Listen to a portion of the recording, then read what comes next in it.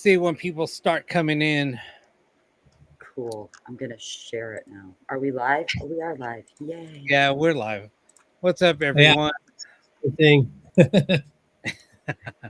So we got a couple of guests here tonight. If you guys want to introduce yourselves, give a little background. I'll let ladies first. Oh, me first? Oh, figures. Thanks, Rob. Hi everyone. Yeah, if you don't know, I'm Lorelei Blondel. You hate me or you love me. Yeah, I'm here. Let's see. Musician, lifelong singer, lifelong paranormal, 2009, I'd say, out in public. Um, I worked with Keith Ramsey, Deep South Paranormal for years, broke out on my own. Then I had my own, I had the first Facebook live show about the paranormal ever called the Paranormal Parlor. Um, Ghost box sessions. I do ITC. Yeah, everything. That's about it. Right. Go ahead, Dave. Dave's the same thing. I'm Dave. Dave. I'm Dave. That's it. Dave's not here. Oh my That's God. it. This could be Dave. like the Joe Rogan show mixed with like Howard Stern mixed with The Exorcist. That's what this is. Pretty Yeah. much. Yeah. We're all three of us are gonna get possessed and then just fucking let it all out. I am possessed. I'm possessed by the Conjuring House right now. This whole debacle of these paranormal celebrities attacking a business owner, people trying to band together. Why is it that when people in the paranormal band together, it's always to fuck shit up? You know what I mean? Do you remember that crazy Christina chick that went and picketed that psychic guy in California? Remember that? Oh, Oh my that was God. years ago. That was Do you years remember? ago. Yeah. Oh, just the craziest shit I've ever seen happens to be in that community. Absolutely. Like I call it now, it's called the paranormal cult community, not the community, but it's like turning into Okay. a cult. Let's start from the very beginning. Let's jump way back to 2009. Okay, so around that time, Zach Bagans was doing um, a show at Linda Vista called Paranormal Challenge. This was before Ghost Adventures. They were out shopping Ghost Adventures at that time. And Scott Grunwald and Zach Bagans were really good friends. So Scott also was down um, at Linda Vista helping out. That's how he became like Scott's right hand man um, for doing locations for Ghost Adventures. He was his first scout. So then Zach landed this show called Paranormal Challenge. So they would take groups of two groups of three, and they would have a challenge at Linda Vista. So after that was done, they started doing the Stew Awards. That was Scott Grunwald's thing, right? That was like the first Paracon, actually. So StewCon was the very first Paracon. So at that time, then they started. That was back in 2009. They started StewCon. During StewCon, they started this thing called Unity, and this was back in 2009. Believe it or not, and everybody was like, "Zach, this will never work. Nobody will ever. Unity will never succeed. It will never succeed." So they were like, "Yes, it will. Yes, it will." So 3 years later, so it was during StewCon 3, a big ass fallout happened at StewCon 3. This was, I want to say, in 2011. There was a big ass fallout. People were shooting porn at Linda Vista in a so-called chapel. The chapel I can guess who it was. The chapel was built for a prop for a film, and they were just filming porn shoots in that, and other people in the paranormal were involved. And then that whole thing, that whole debacle, just We know who that was that the end is. of Para Unity. So from 2011, now fast forward to 2024, they're still trying to talk about Para Unity. That shit will never work. It has never worked, and nor will it ever work. And Scott Grunwald and Zach Bagans were the founders of Para Unity. There you go. That's the background of Para Unity. There you go. Yeah, no wonder it didn't work. You know, on Scott Grunwald, on that real quick before we get too deep, I just want to say that I really enjoyed that guy. I thought that he was a breath. He was the breath of fresh air that the paranormal needed to break things up. He was wild. The ukulele solos, the singing, the Zach Bagans hair, all the videos that he put out. That guy was a class act. He was a funny dude, and definitely I think missed. I talked to him just days before he passed away. And I was like, hey, the last thing he said to me was, "I love you." You know what I mean? And I said it back in Facebook, and that was it, man. And it was that fast. He was gone. Yeah. And He was, I didn't see a whole bunch of tributes, man. I didn't. But No. that tribute that they did for him on Ghost Adventures this season it really hit me, man. I saw it. You could see it in Jeff's face and everybody's face, how hurt they were at losing the dude. So, I just want to say that anybody out there, me and Scott had many discussions about the bullshit and the paranormal behind the scenes, and we're not going to get into that, but he understood where I'm coming from. So if you hate me for the things I say about the community today, just know that Scott agreed with a lot of the shit that I said. absolutely. And Scott, No, like I said, Scott was he was big. I mean, that was the thing. Like Scott and I would talk about. So now we're talking about everything about like the beginning of Paracons. So Scott and I would joke around, and he was like, "Oh, so I wonder who's going to hook up this weekend." And absolutely. anytime, like I would go to a Paracon, and then I would say, "Hey Scott, I'll see you at the Paracon," and then we would like laugh about that. So we would have a couple of drinks, whatever, during the Paracon. And then he was like, "Oh, who's hooking up, Rob?" And I was like, "Dude, I don't know." And then so we would kind of like throw down a bet, like, "All right, I bet you $10.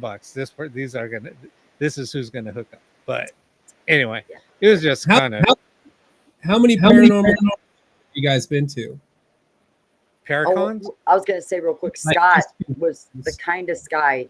When I had my little Facebook show and just starting in a nobody, I asked him, "Scott, do you want to come on?" Without hesitation, he's like, I'll come on your show this week, and he didn't have to do that. And he was big at the time, and I was just this small starting out, like, I'm going to do this Facebook Live thing. He didn't even question it. And that was how kind the guy was, and I'll never forget him for that, and that was another thing, he did for people that he cared about. He's like, "Let's do this." Didn't matter how. One of the things about Scott was, I think, that he made everybody he came in contact with feel important. Yeah. He would pick people out that were standing over in the corners by themselves or whatever the case, Right. alone and afraid. And that was the person that he focused on and went to that person to make that person feel welcome. That's one of the things that I think was so special about Scott, is that he never let anybody stay in a corner by themselves. He went after right. And you said Paracons, how many we've been to? I've been to one. I went to Scarefest 2016 and said, well, I caused havoc, because if you want to do the title of this show tonight, the big boys decided they wanted to be keyboard warriors back in 2016 and 2015, and came at me because I'm a chick, and they thought, let's just beat her down. And that's when I was working with Keith Ramsey from Deep South Paranormal, and Keith won't argue with anybody. He's a quiet guy, he doesn't bother. And they called me some choice, names on Facebook back when you didn't get flagged for it, and so here comes Scarefest 2016, and I walk through the door and I walk right up to their tables, You know, one's the fake psychic, the other's the nephew of the frauds, and the other one's just the hanger on. And I walk up to Right. the table and I repeated the word that they called me. It starts with a C. And I said, I'm right here. I said, you want to say it now? And I said it as loud as I could. And Lord, we don't want any problems. I'm like, because you're all frauds, you're all shit starters, and you're all full of shit. And I walked away from the table and I said, I'm never coming back to one of these stupid things again. I'm like, what? So these people can idolize these disgusting idiots? I'm like, nah, it's not going to happen. And that was it. I actually was brought out to Eureka, Nevada to speak about ITC. And I went out there and, there it was in this opera house. And Eureka was probably one of the most unhaunted towns I've ever been to in my life. And I mean that by Nevada, not Utah. And I got there, I was nervous, you know what I mean? Because there was just situations just like that, Laura, where I'd had battles with people on the internet, and I was like, here we go, man. I'm gonna fucking throw down in one of these fucking haunted locations. I'm gonna be throwing elbows, dude, So what I do as a guy, I find the bar. So I go to the bar and I'm just chilling, and nobody was there. All the paranormal people were avoiding that like it was the plague because they didn't want to tarnish their reputations. I was like, give me a beer, give me a shot. Nobody in there bothering me. I was like, this is fucking great. My favorite paranormal anything that I've ever done is right here at this bar because nobody's in there bugging me. But as the day went on, the following day I went up, they gave me the microphone. I walked up in front of the people and I started talking about, being an application designer and radios and the battle of apps are fake versus radios. And, I East Coast upbringing. So the next thing I know, I've probably dropped about 50 fuck bombs as I'm walking, like a comedian walking across the stage with a microphone. And I'm like, and these fucking guys over here.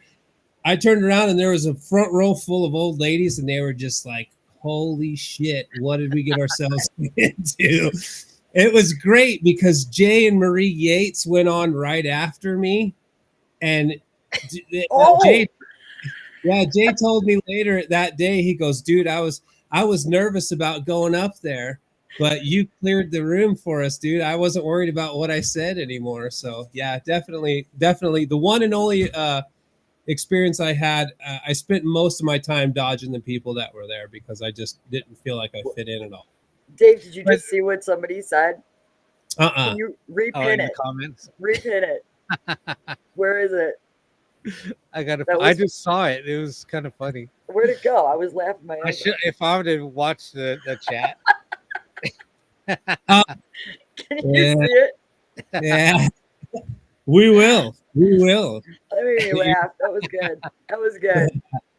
So, but okay. Now getting on to that, like with what you were just saying. I mean, Dave and I had it out at that time when it was apps versus ghost boxes, right. And apps were bullshit, and so yeah, we had it out, and then and then all of a sudden I was blocked.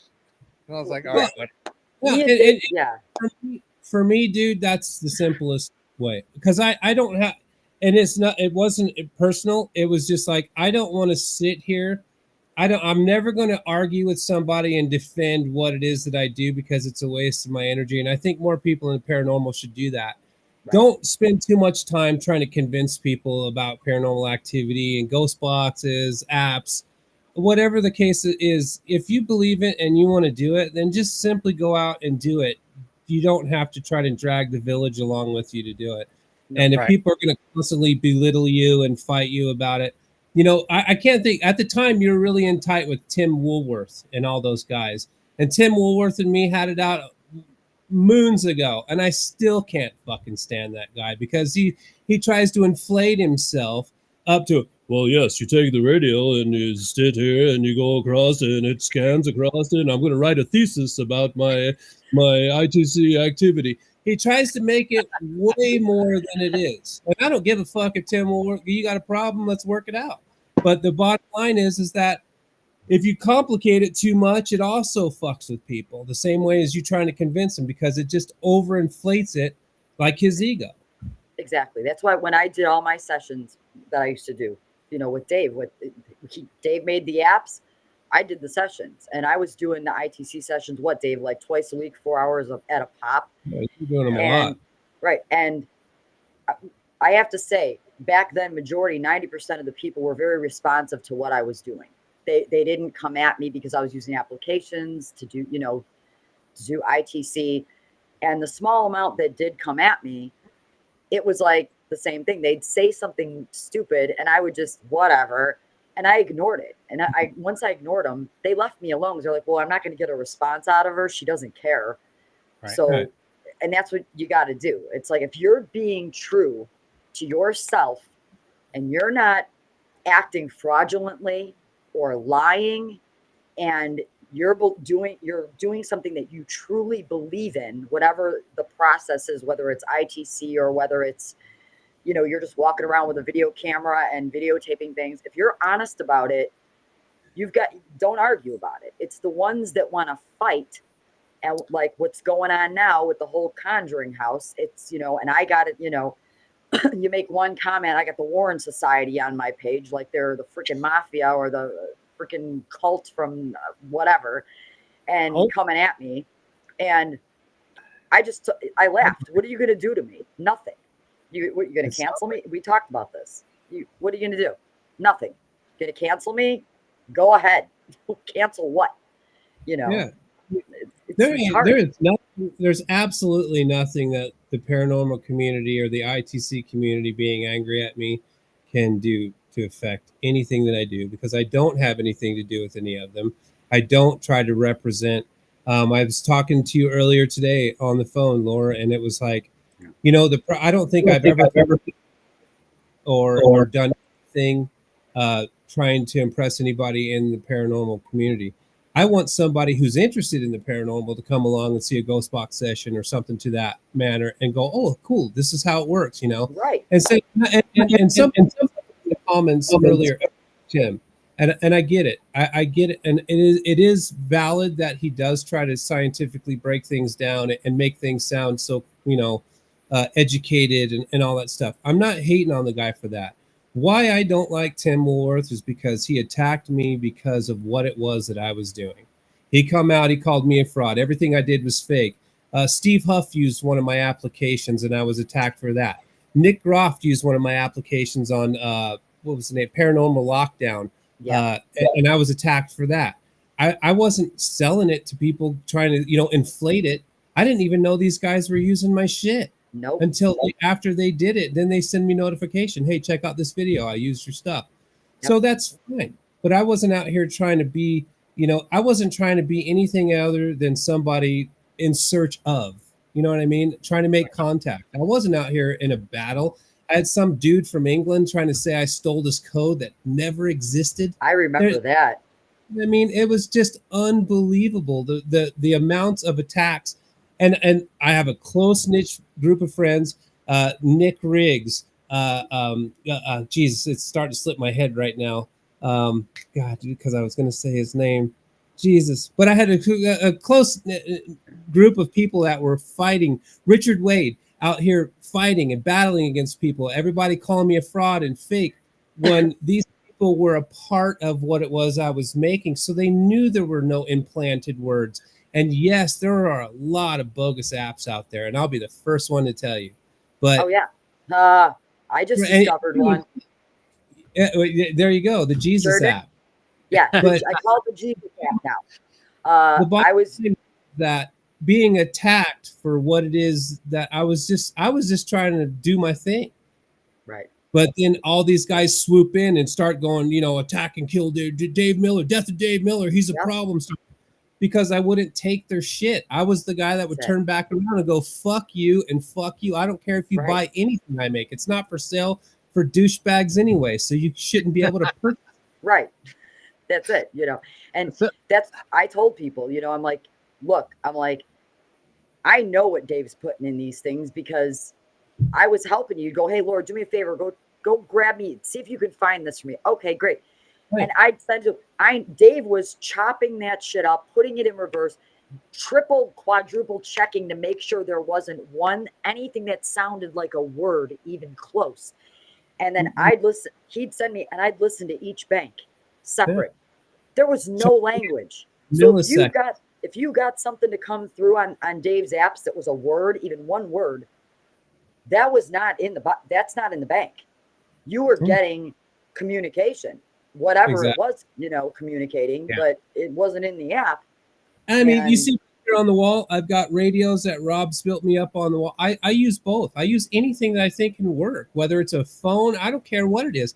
I thought it was instrumental transcommunication. Whatever the message comes through, let's use it. I look at the DR60, the voice recorders that all these guys spend thousands of dollars on to get communicate. Whatever works, use it. I'm not telling you that one's better than the other. I use anything that I think is going to work. Just try it. Yeah. So here, let me share something really quick. So during my birthday, I want to say 3 years ago, maybe 4 years ago, before COVID, Scott came to my birthday party, and so yeah, this is the last picture I have of me and Scott. Oh, that's right. That's pretty cool. Yeah. That's pretty cool. Yeah, anyway, it was just, I was like, no, I shouldn't share that. Just because my fat ass. Don't care what people think about you. That's what I try to tell everybody. I know. People's opinions mean nothing. It's whatever. You know what I mean? It's, who cares? I know. If you're a good person, you're a good person.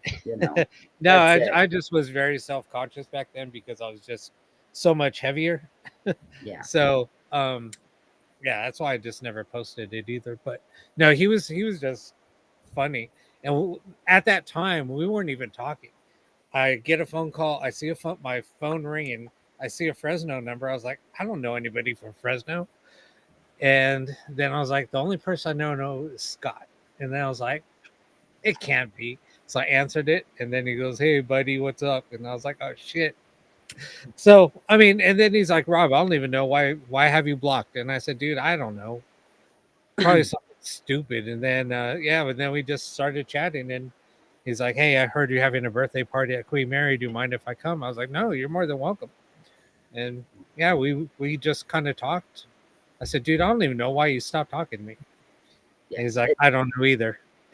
Just it's probably something about adventures back in the day. You know what I mean? Yeah. I mean, because I was talking shit about Ghost Adventures one time on a live, and I think somebody did mention that Scott was upset.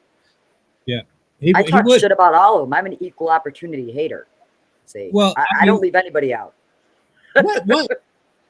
Speaking of, I think this has a lot to do with what is going on, why the paranormal community is such a mess, is because of television shows. And I wish that paranormal investigators would just be honest about it. You go out and you spend thousands and thousands of dollars in gear, mainly cameras and lighting and all this shit. And then you go, well, I don't do it to be famous. You're a fucking liar. You're doing it to get fucking likes and views. Stop lying to yourself. That's why you got YouTube channels, TikTok channels, this, because you want views. If you were doing it for the love of doing it, then you wouldn't fucking put anything out. You would just go do it. But you want those, you get addicted to those, the next view, the next like and subscribe. Fuck, man. That they say that before the video even starts. I mean, I do that too. I do that just for the algorithm, just to try to get the show out there. And it's not me trying to become famous, because like what this show is all about tonight is we're telling the truth about the paranormal, all the bullshit, all of the the fakery, all the lies, the money grabbing. That's what the show's about. Well, it started with the post I made yesterday, and for people that don't know who I am or aren't on my page, I'll say exactly what I put basically. Let me read it real quick, and then we can go from there. That'll spark it off. Yeah. So this is what. Yeah. Let's start off with your post, Okay. and I then wrote, and then we're gonna then we'll talk about other stuff too. That's gonna also kind of tie oh, in yeah. what you're gonna say. I wrote, I'm about to break some hearts. The Conjuring House was a cash grab for a lot of people. Never was haunted to that extreme, just like Amityville, Annabelle, and many other cases and locations. Christopher Lutz Quarantino told me himself. I posted the videos, by the way. The Warrens were a business that knew how to take advantage and make a shit ton of money and get others on board. The sick tradition carries on today with the new ghost hunters, period. This is fact, not opinion. It's all bullshit. I stand by that. I've never seen in all these years that I've been around, and even if I wasn't around, I've never seen one piece of evidence produced by the Warrens or the Warren Foundation ever. Not a piece of goddamn evidence. But you're going to go and preach to me and everybody else and tell us what we can and cannot do in the paranormal? I think not. I posted so much evidence in my career in this field, or whatever you want to call it, that was live, that here it is. Here I am. I'm in Gacy's basement showing people, but they're going to attack people like us that are showing the real stuff because there's some cult society bullshit. Great, good for you. Great business people. You made a lot of money. You made movies. You made books. You made tons of cash, but you never produced one piece of evidence. You're not paranormal investigators. You're para celebrities. That's what you are. Yep. Stand by I'm it. sorry for the hand gestures and shit while you were talking, Laura, but my beer decided to have an orgasm when I opened it. So whenever was talking, so sorry about all that whole pop locking thing that was going on here. But Coors Light, yeah, it just Lori, none at all. we'll have a question, a Q&A in a bit. Yeah. But I can tell you some stories on the Warrens about some of their cases too. Oh, yeah. But I'm not going to. I mean, everything that they did was a lie. Everything that they did was to make money. Like Ed had a ghostwriter that wrote his book and said, I want you to make this book the scariest thing that anybody would read. Yep. And Yeah. everything in the book was a lie. It was just for money grab. Mr. Perrin punched, he went to the Conjuring House with the Warrens. Within 10 minutes, Mr. Perrin punched Ed Warren in the face and kicked him out of the house. He did. He both. Yeah. I had Andrea Perrin on my podcast years ago. Yep. I'm happy to say that I've been doing my podcast for about 8 years now, and she was one of the. I think year 1 or 2, I had her on, and that's exactly what she told me. Her Right. father, they went in, started doing this seance, and her dad freaked out. 10 minutes into it, punched Ed in the face, threw him out of the house. Over. They never came back in. They never continued on. And how many movies did they write off of that 10 minutes? Look Right. at the Amityville series. That was fake Yeah. too. Christopher Quarantino Lutz was a good friend of mine back then. I posted the videos. Christopher said it was all lies. It was because of the Warrens and because of the lawyer, the ghostwriter that they had, him and his parents used. And they convinced his poor parents, they're like, and back in the 70s, it wasn't like it is today. They're like, sure, hey, if we can make millions, why not? Innocent Right. victims. And the Warrens perpetrated the whole thing. And they admit it. The Lutz kids, they're like, this is all bullshit. That never happened to us. To me, And when it comes to the Conjuring House, the Warrens and all that, I'm going to separate the Warrens from the Conjuring House. And one of the things that I have such a problem that's happening in the paranormal community right now is how a new owner's come in and taken possession of the property. She paid her money. She's the one that owns it now. And now because they don't like her because she fired people and shuffled things around, and she's accused the old owners of taking money from her or scheduling visits, and they got paid and she didn't get the money. But the minute she came out and said that, and I read her long ass post, and she said fuck like every other few words, but she is a New Yorker, and I was raised in Queens, so that's kind of like a fluid word for people to use back east, man. It doesn't exactly, but that's another story. But for people to try to band together to get this lady who owns this house to shut her down, to make, I said this and I'm going to say it. Be careful what you wish for. Anybody that has any hopes, because I'm going to tell you right now, if I owned that house and this whole paranormal community was coming at me and leaving me bad Yelps and bad reviews everywhere, I get to the Zach Bagans point to where I might just bulldoze that motherfucker down and put a Right. McDonald's. Right. You know what I mean? It's Be her careful house. what It doesn't you're matter. asking. Right. She's not going to relinquish that house. She'll take that house down with her. So, Right. you know, whatever it is. If you don't like her, don't go there. It's Right. $1,200 that you're going to save. Go to the Lizzie Borden Axe House or whatever attraction you need to go to pay, because there's obviously no real paranormal locations unless it's got a traction or a business or Yeah. a cash register where you got to pay, because that's where these people have to go. Waverly and all these other Yeah. places that charge $1,000 a night. And this economy, who can afford that shit? Let's be real. Yeah, and their gift shop. Don't forget the gift shop is there. Yeah. Demons are haunting us, but we have a gift shop on the left. Please purchase our items. But you know, it's almost so. There's like, I would say, I've been to all over the U.S., investigated a lot of the places, and I was some of the people I would go with were really reliable sources, really credible people, and we would walk around, we would do shit, and they were like, dude, this place is like a money grab. We would sit outside and just start smoking cigarettes, and we're like, dude, this place is a money grab. And I said, dude, I'm telling you, I said, I felt like that from day when since we stepped foot in this place. I mean, so, and I could name a lot of locations. I'm not going to, but I'm going to say 90% of the big locations that you see on TV, they're not haunted. No. I'm just telling you from I've been there experience. too. Yep.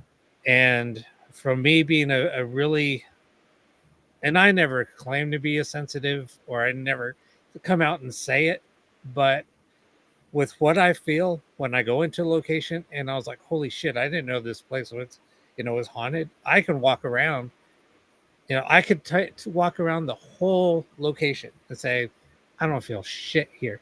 But I can go into a bathroom and say, holy fuck, there's so much bad energy in that bathroom.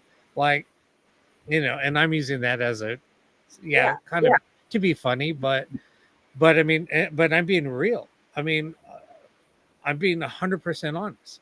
And like I was joking around, you did a post on the Conjuring House, and somebody, and I made this post, right? So I was promoting the show, and somebody said, oh, don't forget to talk about the cough cough Conjuring House. And then I said, oh, you mean the David Omen house in the farm on farmland?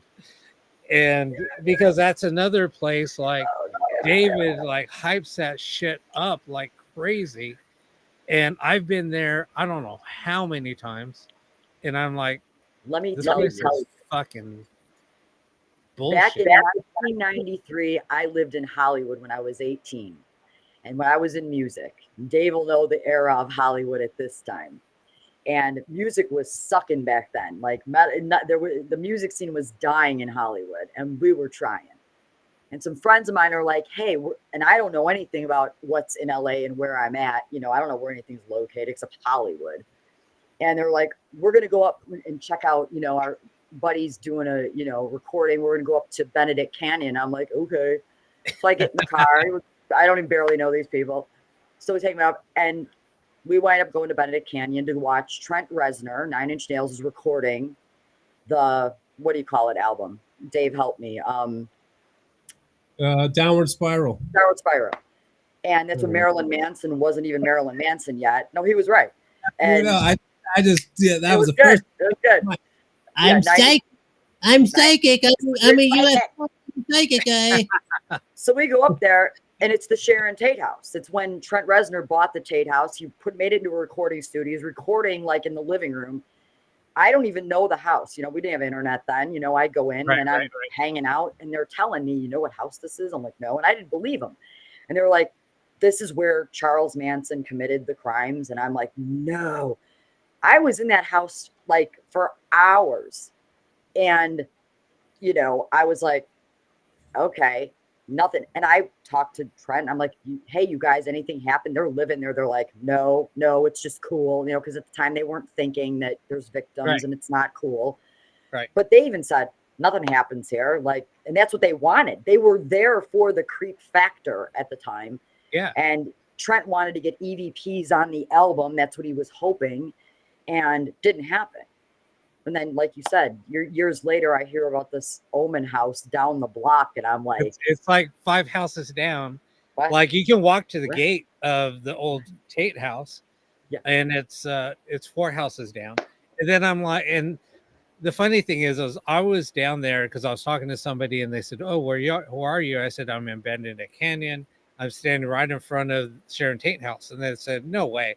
So I was like pointing the camera up over the fence and filming. One of the residents came out and goes, "Hey, you're not supposed to be here." I said, "Oh, I'm over with Dave's house." And then he said, "Oh, the so-called haunted house."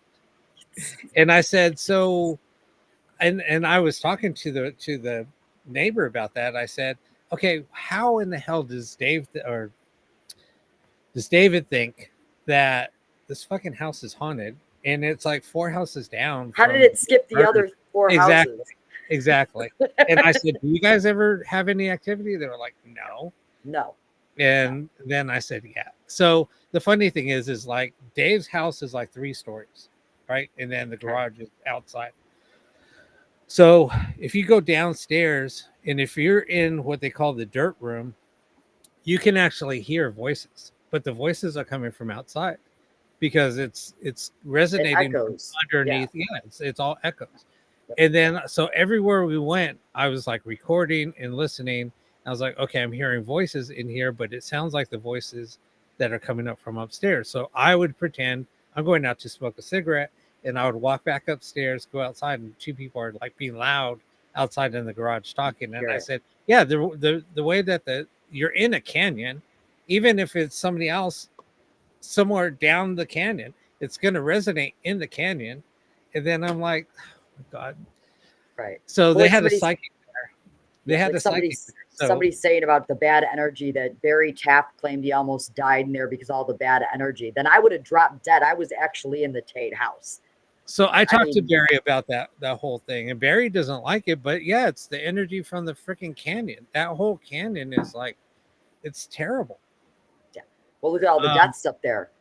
You know, Reeve, Superman, and Valentino, and there's a whole list of like because Valentino's house, if you go out to the balcony on David's balcony and look over, Valentino's house is to the left, just down on the other side of the canyon.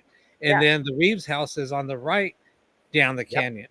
Weird deaths up in that canyon. Weird stuff. But it could be ley lines. It could be a lot of things. But is it paranormal? No.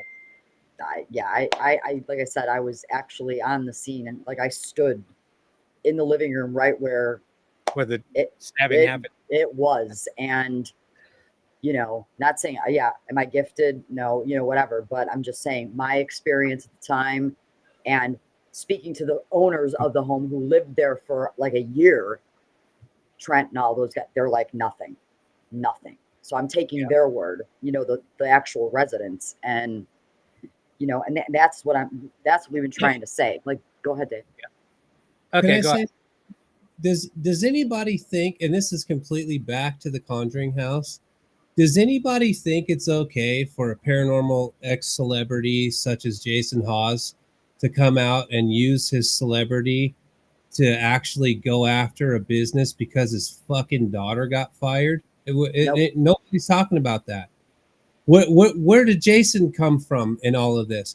because his daughter got her feelings fucking hurt. Now he's out trying to lead this whole fucking movement against the Conjuring House, which I'll tell you right now, in my life, I would never go there. I would never waste any of my time to do it. I would make that decision right away.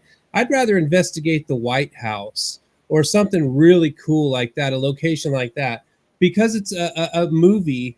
Everybody wants to go there, and that's your fucking prerogative. That's your money. That's your hard-earned money that you want to spend on it. But we're not talking about this whole bullshit of this guy out leading, and he's putting out a video after a video. Oh man, you didn't think it could get any worse. Now it's worse. And he's leading this whole thing against, I don't know who the lady is that owns it. I don't care who she is. I'm never going to give her any of my money. I've already made, I'm not boycotting her. I'm just saying it's her right. It's her fucking property, man. It's her property. Well, yeah, no, exactly. And the whole thing, like, here's what I think of your paranormal celebrity plumbing at. Go back to fucking Roto Rooter, Jason. Fuck you, man. Who the fuck are you? Right. Who the She owns the house. That's her house, and she could fire who she wants. She could paint it green if she wants to. Nobody told you to go there. Nobody's making anybody go there. She's not forcing you to come. And she could do what she wants, and you're going to boycott her because she fired some dude that you don't approve of her methods. That's none of your fucking business. It isn't. Period. It happens all the time. You know, I've worked at places in my past, and I'm sorry to cut you off, Rob. No, it's fine. I've been employed at separate places through my life where a new ownership had come in. And you know what they did to the employees that worked there? They made them reapply for the job that they already had. It's corporate America. People come through, they buy it, they want to know who the fuck is working for them. So you reapply for your position, and if you meet their criteria and their standards, you get to stay. Right. If she's That's great, It's like, so you got fucking fired from the Conjuring House. Holy shit, go get a job at Waverly. If you're so into having to work at a paranormal property, don't. So she goes and Dad, fucking the Conjuring House fired me. I'll never get another fucking job in a haunted location again. Well, I'm going to put down my plumbing wrench and come and save the day because I'm Jason Haas from TAP. As a matter of fact, Jason, I got a shit stuck in the toilet. Come and help me out. That's what you can do with your professionalism. Fuck you, plumber. It's more than just her firing. What he's on the rant now, the new video, is that he claims that the owner fired the caretaker now because she said a spirit in the house from the 1800s told her he was stealing. So Jason's telling her what he said. Now, granted, let's say it's true. It's her house. She could say a gremlin came in and told me that you were picking your nose, so you're fired. She's got every right to do that, whether she's crazy or not. Absolutely. It's her damn house. Did you see the video of the guy sitting in his car? He sounded like what I'm talking about. Yeah, like the pervert. He's like, so I was sitting in there, and the little kids came in, and she promised me health care, and then she fired me, and she said that I was gonna. Where's your proof? You're a paranormal investigator, and you've got no video proof. You've got nothing in video. Word. But that's a typical. No, go ahead. They just swoop in. The whole paranormal community swoops in on this guy's word with no proof of anything. Right. And even if that's a paranormal investigator for you. They come in, they go to a location, they leave with no fucking evidence. Right. Exactly. I want to say this up front. I do believe in the paranormal. I do believe in the supernatural. I do believe in fairies. I do. You know what I mean? But the bottom line is that I'm not out here trying to take control and lead, the Pied Piper, leading the rats down the road. That's exactly what this looks like. And people on the outside watching it are going, oh my God, the people in the paranormal are just fucking crazy. You know what I mean? Yep. That's what they see. And Jason Haas going, follow my sign, like that Christina crazy bitch when she did the picket.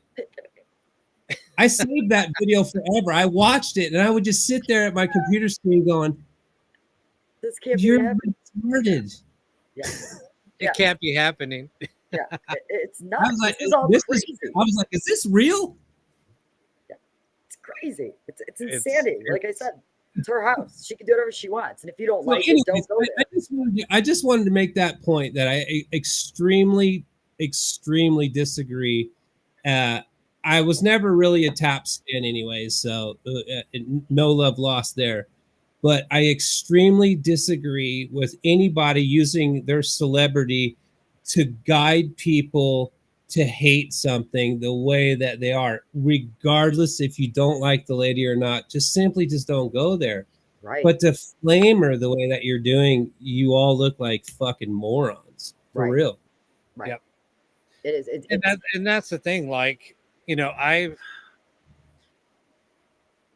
like when Scott was with Ghost Adventures, he would call and say, "Hey, you guys investigated this place. What did you guys think?" And I would provide evidence, and Scott was always like, "Dude, how in the fuck do you get the best evidence?" And so, Jeff would call me trying to get me on the show, or sometimes Scott will call me, Katrina will call me, whatever, and then I would say, "So these are the locations you guys need to go to." "Oh, we can't go there." "Why not?" Dude, it's impossible to get in there. And I said, "Dude, you guys have pool?" And they just won't do it. I mean, I have a list of locations that would blow all of these fucking locations out of the water, and nobody fucking wants to do them because they're not well known. They're not over investigated, and it's crazy. And I'm like, you guys are just fucking a cult. And here we go. The fucking cult. Yeah. Yeah. Well, It's so crazy because every single Paracon, if you look at the lineup for the Paracon, you'll see who the cult members are. Yep. Right. Absolutely. And it's so bad. Yeah. And now they're like, when we went and looked at some pictures today, these little goth kids are the ones attacking everybody in the paranormal community, and they're like 12, and they're investigating. Like they're like Dave said, they look like they're going to a Marilyn Manson concert. And I'm not judging the way people dress. Look at me. I dress like a freak. I'm a weird musician, but you're you're on a paranormal investigation. This isn't a fashion show. You're not, you're in 12-inch platform boots and PVC leather. I mean, I don't see how you're going to be getting down and dirty in a basement looking for fucking ghosts. Look at me. We're investigating the Conjuring house. Rock out, Marilyn Manson. Like, no, that's not what this is, honey. Not what it is. Put some combat boots on, granted, get some jeans on, put a tank top on, get a headlamp. Her hair is perfectly coiffed. Yeah. No flashlights, because they're not looking for anything. The They thing want is, to take a picture. Go in. I mean, when I would go on investigations, I was always in shorts, cargo shorts, because I needed the pockets. Yeah. And then shorts and t-shirt. And I would come out of some locations, even though I was wearing a black t-shirt, because I always wore black. I mean, that's my color anyway, either black or gray. So anyway, I would come out freaking filthy. And they're like, absolutely. "What the fuck are you?" I was crawling around underneath, I went into the basement and then went into this crawl space. They're like, "What the hell?" I was like, "Yeah, you want to see pictures?" Right. Exactly. I mean, it's called boots on the ground and getting dirty. That's investigating. That's trying to find the answers. I thought your one video, Lorelei, in the crawl space at the Gacy house was pretty rad. That was some shit that a lot of people wanted to see, man. And you hesitated not and got right down in there. Not at all. I thought that was great. I don't think I would have probably. It was a little too cramped for me. I'm kind of bigger guy, so I don't like going in. You would have had a belly crawl, and that's before the Gacy house was torn down. I'm like, okay, listen, idiots. If you read, I posted it. Yes, the Gacy house was torn down in '78. It was a field. They left the crawl space in the ground because in Chicago, that's where I'm from. That's where Gacy's from, down the block.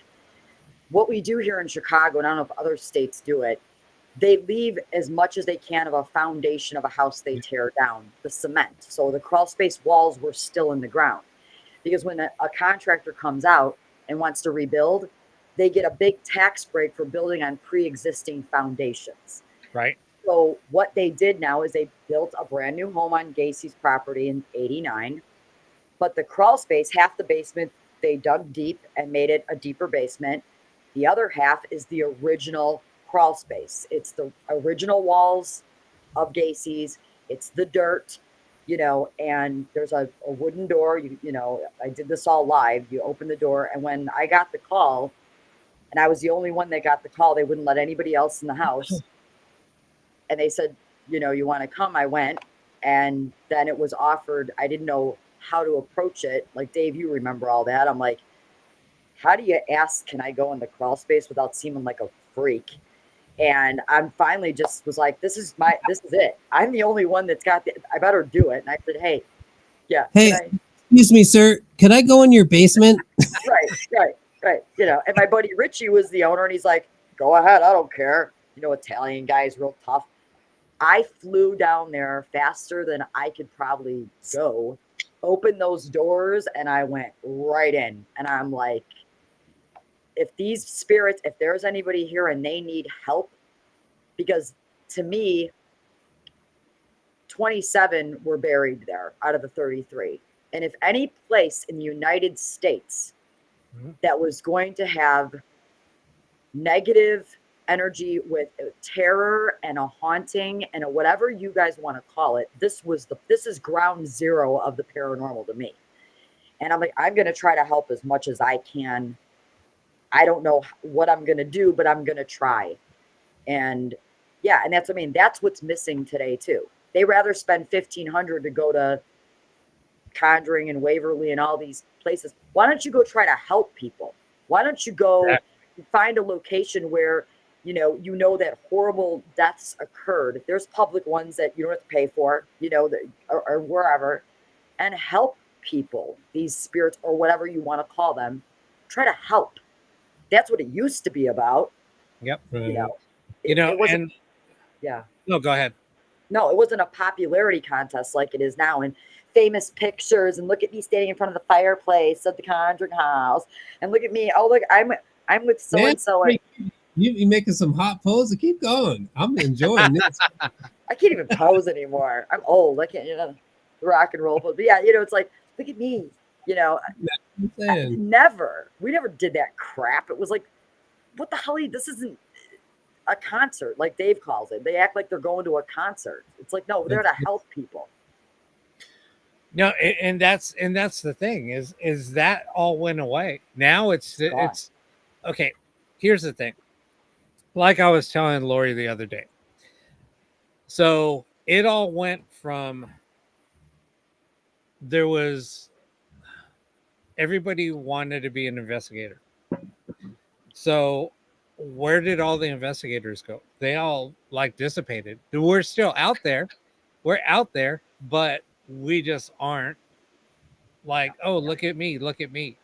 But and then so it went from back then you can actually look at how many true investigation teams were out there. There was probably 150, maybe. Yeah. When it got very popular, there was maybe 150. Then they all started dissipating, right? Everybody's like, oh, fuck this. Because of all the drama. Everybody started leaving because of all the drama. And the fake shit and all the fraudulent and all the fake evidence and faking. And we're like, we're out. And then it turned out thousands of people were coming in. But then they were all just like, oh, let's go to this location. Let's go to this location. That's not even investigating. That's ghost hunting. You notice how nobody's trying to get into the entity house? But you know what? I just went to the entity house a couple of months ago. I took pictures. Yeah. Outside of it, but nobody wants to go in there and drop the soap, do they? No. But I wouldn't go there. It's in a really bad area anyway. It's in Culver City. That house. Oh, it's in Culver City. It's a little shack. That house is a little. Yeah, it's in Culver City. Okay. That house is a little shack. I think it's 2 bathroom, 1.5 bath, maybe. Yeah. And that thing's. I just looked it up because I wanted to see. Okay, we're in Culver City. This house it's in a kind of a rough neighborhood in Culver City. It's still standing. amazing. It's pretty. I should post pictures real quick. You Yeah, should go and knock on the door and go, tuk, tuk, tuk, tuk. Hey, I They, want to they make were actually doing remodeling. They're painting the inside of the house. I mean, it has bars on the windows and stuff too. But keep it in there. Yeah. that house is like worth. I think it's going for like 1.4 million. But that's the house. That's the housing in that area. They're tiny Yeah. little house, and it's crap. I mean, I would let me go in find it. a picture real no quick. Ghost Adventures episode from the Entity House. Nah. Let They've me done well, Exorcist, and done the the funny thing, no, Conjuring. nobody's ever done it. Nobody's ever done it. I mean, Barry Taft was the main investigator back in the 70s on that, and I talked to Barry about that house. Yeah, that terrifies me. That's one place you wouldn't get me in. The only place. I'm too afraid of that. That whole. The movie shook me as a kid. I remember seeing it when Oh. I was young. I was like, what the fuck is this all about? Oh, Barbara It's scary. Hershey was amazing in that movie, and she terrified us. I mean, it was when you see somebody getting assaulted by nothing and you Right. can't stop it. Right. Right. And When more than just her son walked in while she's being I don't want to say the word because I don't want to block essayed. out, but Essayed. far, It- essayed, right. But her son walks in and sees that happening. Okay. Has nobody got to the owner of that house yet and said you're sitting on a cash? I should go try. You should. Do Get it it, going. dude. Why not? Just don't forget the guy that gave you the idea. And I'll never never have it. I'll take 1.2% of that and just live happily ever after. But Let me. Yeah, I I'm could looking never, for like my- I said, that movie, like you, Dave, I saw that when I was a teenager, like we all did. And that messed me up hardcore for a long time. I was like, I can't believe what I just watched. And I thought, if this is true, this is the most terrifying paranormal case that's ever existed, period. What happened to that woman was more And it terrifying followed her. than It any. followed her after she moved from there too. Oh, yeah, it followed her.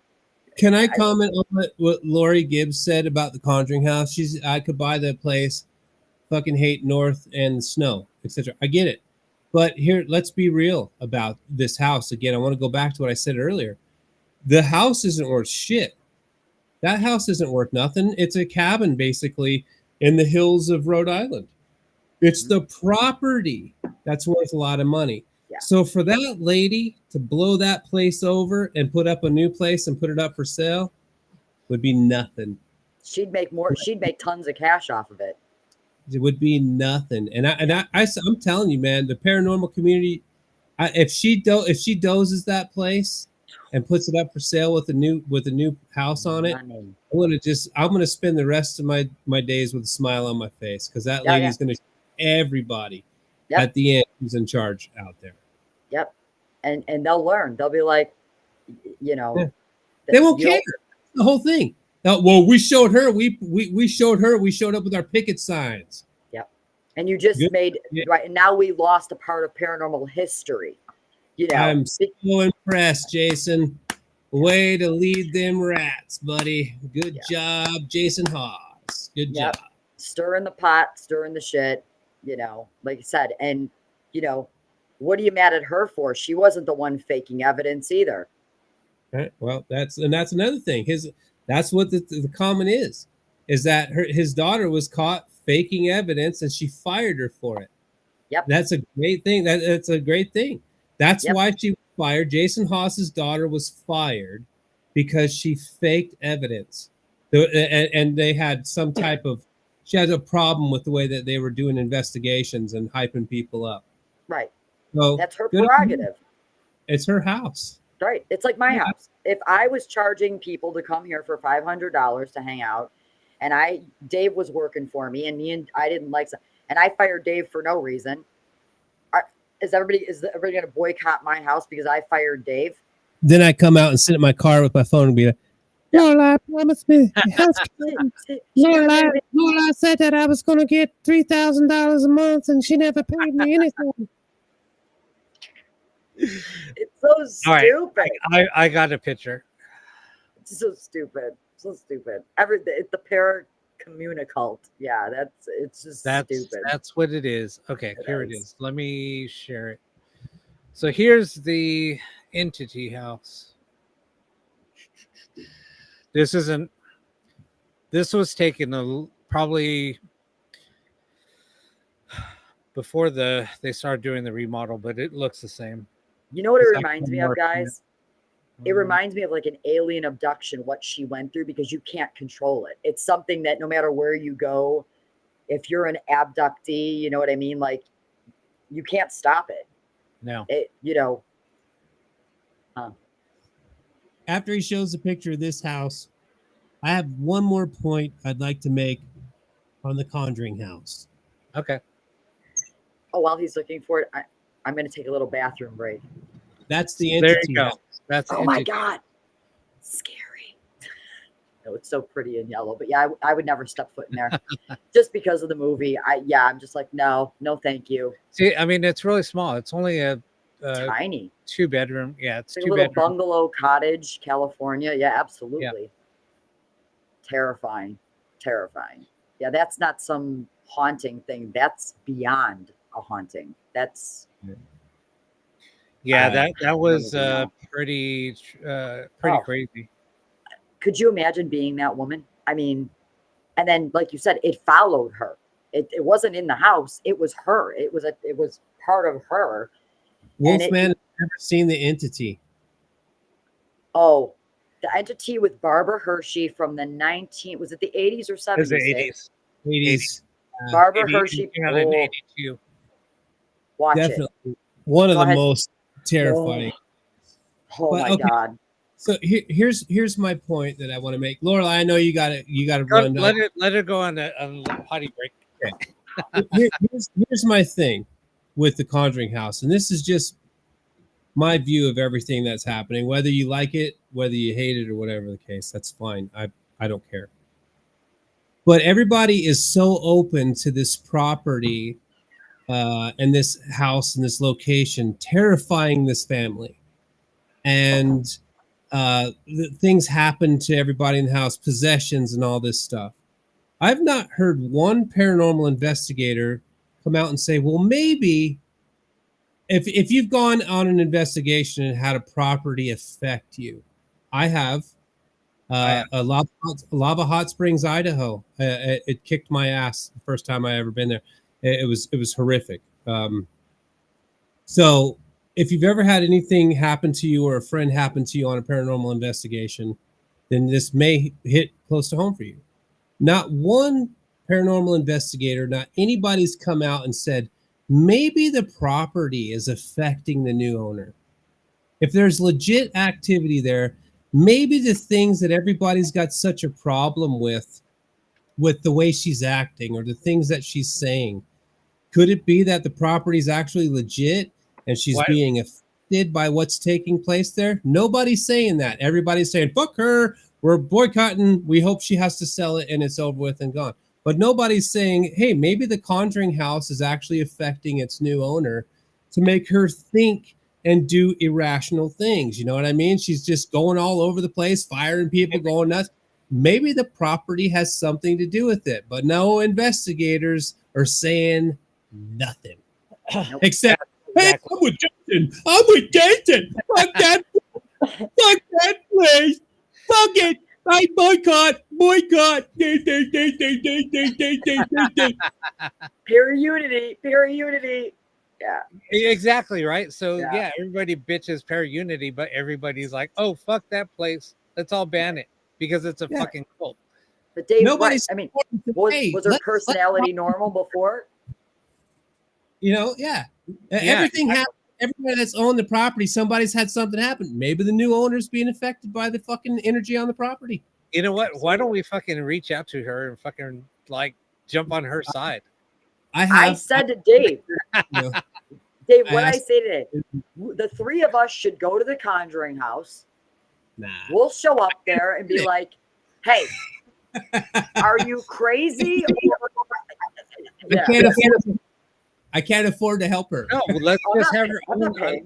Let's do a fucking show. Let's reach out to her and just say, hey, you know what?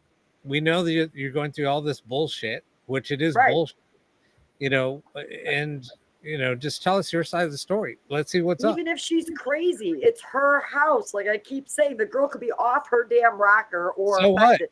It's her house. I had She can do what she wants. I had a fucking client that was telling me that her ghosts were fucking stealing her Vicodin. She was sleeping with them in her fucking bra because the ghost in their house was stealing them. But it's her house, right? I mean, Exactly. And I was like, what are you gonna do? Yeah, let's get her. Let's get her on. Let's all talk to her and be like, hey, we'll try to help you and understand you. Maybe you got a problem.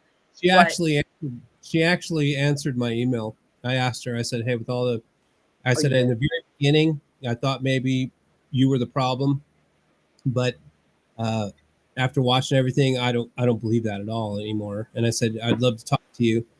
And she was like, I'm not ruling it out, but right now isn't the best time, because I seriously think this lady had enough money to buy that place. I'm pretty sure she's got a pretty good attorney somewhere. Yeah. And she's probably just all these guys just smack, and she's going to sue all of them for defamation of character and coming after her this way. Which there are legalities, believe me, man. Facebook posts and all that shit. Lori Gibbs said she may be crazy, but here's the thing. I do give props to the Warrens. They brought this all forward, or we would not be here. The Warrens didn't bring shit forward. Back at that time, it was, if you go watch Andrea Perrin and talk about who brought it forward. Andrea Perrin wrote a book herself about her time in that home. And Andrea Perrin, it's her story. The Warrens were kicked out of that house. I don't know if you saw that part. Mr. Perrin punched Ed Warren in the face. Within 10 minutes, he was in the house and threw him out. And I don't give props to the Warrens for anything. What, for disiluding an entire community since the 70s with no evidence and telling stories and claiming things with no evidence to back it up? That's what ruins our field. Yeah. That's fairy tales. Don't they have like a cache? Isn't there, other than going and seeing the fucking Raggedy Ann doll at their place, do they have actually any evidence on display that people can see, like films, anything that they've taken? There's nothing. They have zero evidence. You're expected. They expect you to believe what they're saying because they are a professional demonologist and a professional psychic. That's who the Warrens, and they claim you should just believe us because we say it's true. That's not a paranormal investigator. I like Purple Moon's comment there. Don't know. I'm 50-50 on the Warrens. You know what? I think that maybe at one point the Warrens were legitimate and they wanted to go out and investigate this stuff.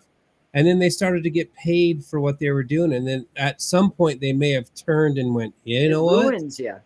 We can make a lot of money doing this stuff. And the more we say, the more the more demons we find, the more this, the more that, then they're going to make more money off of it. So maybe they did start legitimately and wanted.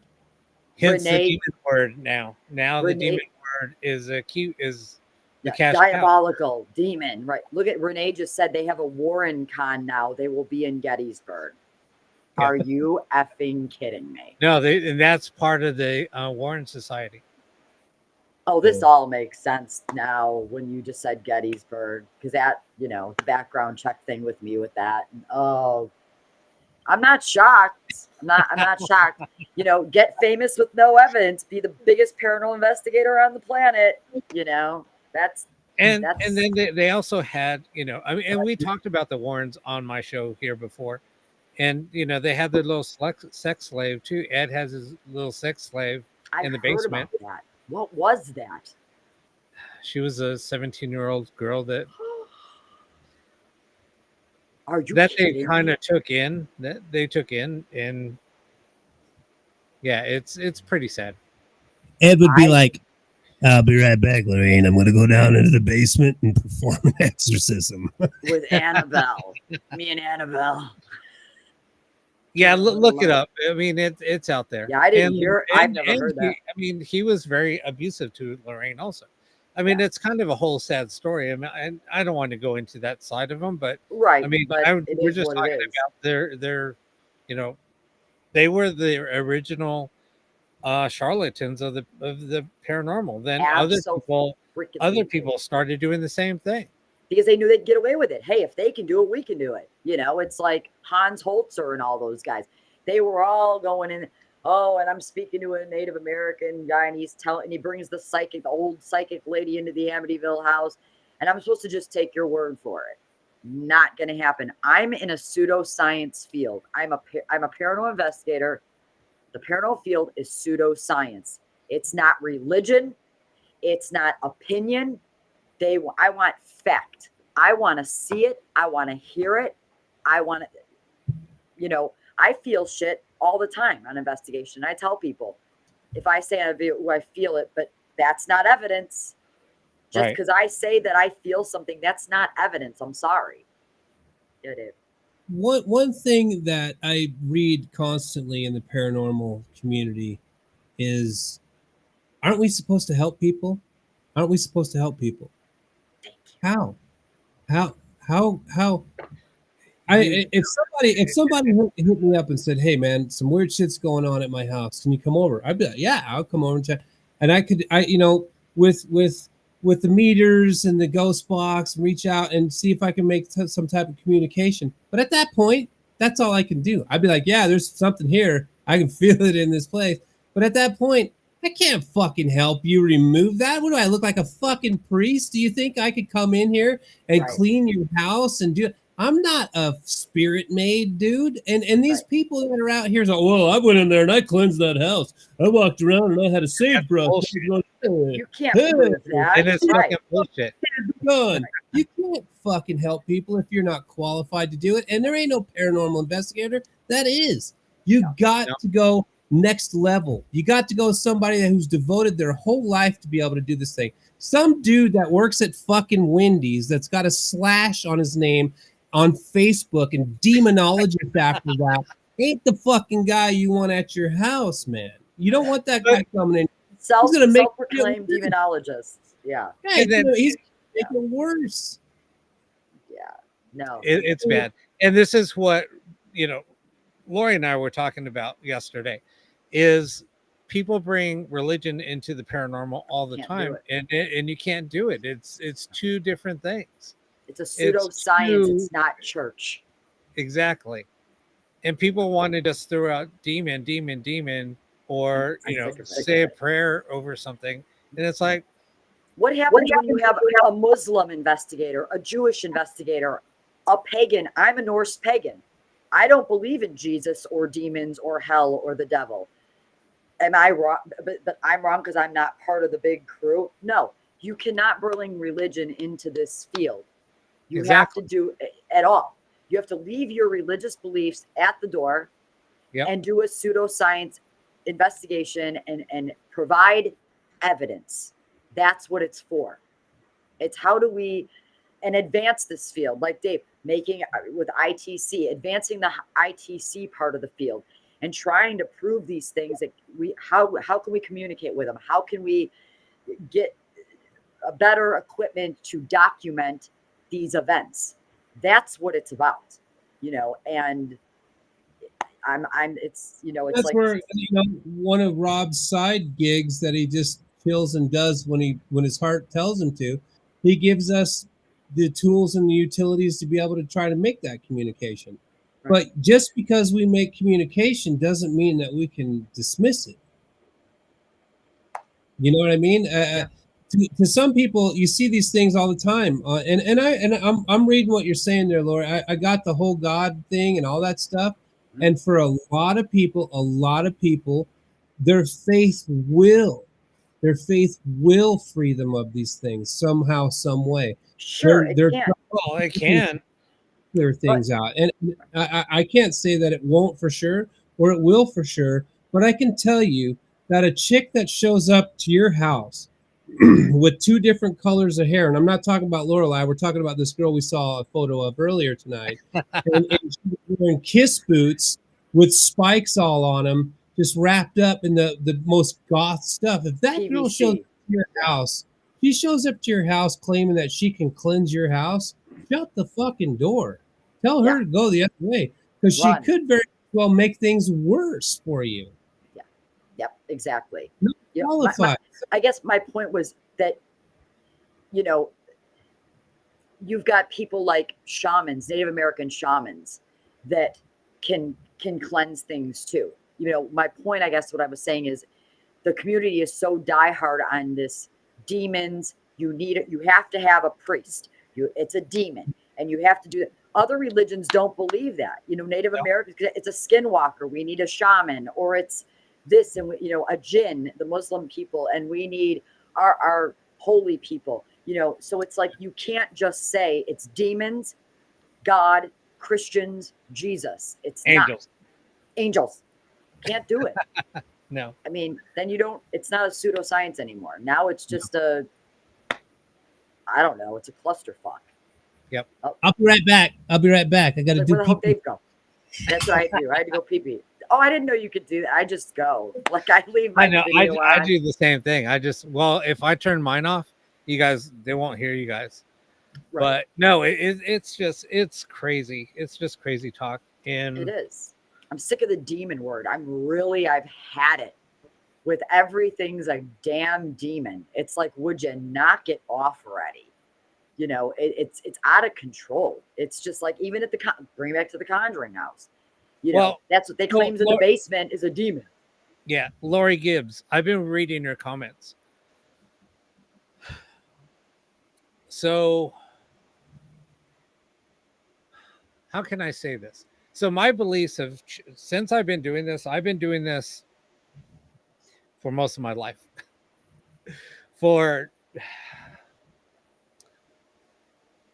I want to say 4/5, how can I even say it? Over 3/4% of my life. Yeah. So, so my beliefs have changed because of a lot of the things that I had to go through, the things that I put myself through to experience, the things that I've dealt with. I have dealt with some things that are very, very dark. If I think if 90% of the investigators out there, I would even say more, 95% of the investigators had to deal with what I had to deal with, they would not be in this field anymore. I mean, I can show you my mirror. This right there, I have an amulet on there. It's a sigil of a demon, and she protects me. Without her, I wouldn't be where I am today. So yeah, there's a lot. I mean, it's an I obsidian can mirror. share.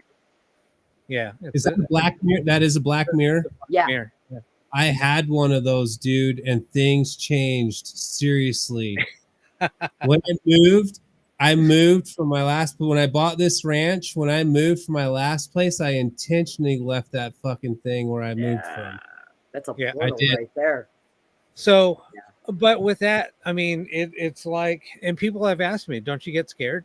No, actually, I don't, because of the things that I've been through and the pact that I made with her to help me protect me. So, ever since then, nothing affects me anymore. Nothing. That's my point. It's like your religious beliefs are yours, and within what you do in your own private, in your mind, and in your own beliefs. Yeah. Lori, I'm reading your comments, and you don't suck, and it's okay that you believe in God and you mix God. No, in with it's not that. Trust me. Listen to Dave.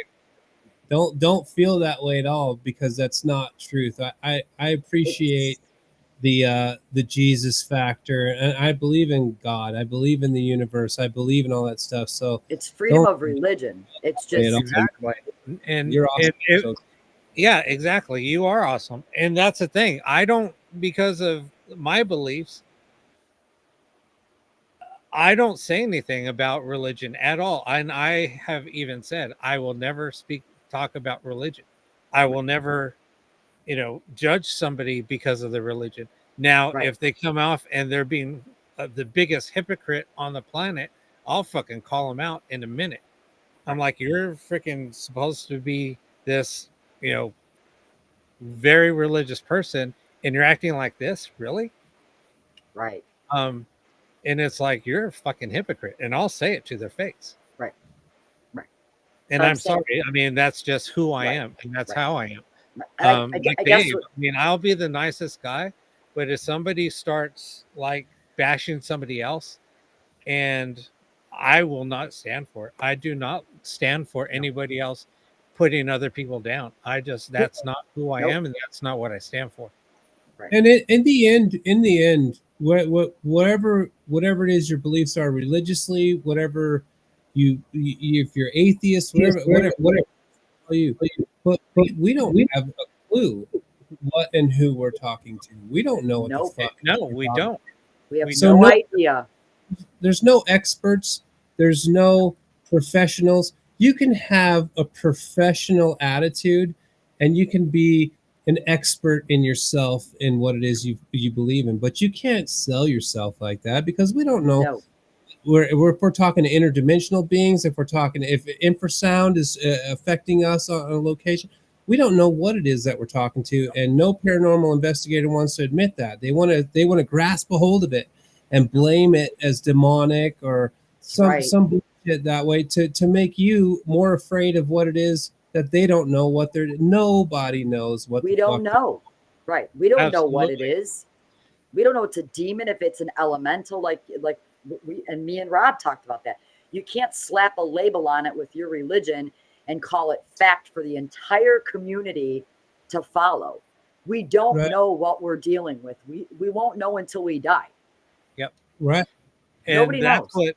And when I do my ghost box sessions, and people that follow me, have been following me for years, and people that just started following me, I have even when I first started TikTok, I would come on the show, and I was like, look, I can't tell you. We can try to communicate with somebody. I can't guarantee that's who we were communicating with. We don't know what we're communicating with. Now, if somebody comes on and starts using, you know, an app or something, and they're saying, "Oh no, we're for sure communicating with spirit. 100% we're communicating with spirit." Like, you don't know that. Then they're like, "Yeah, right, I'm using the app that scans through all these channels."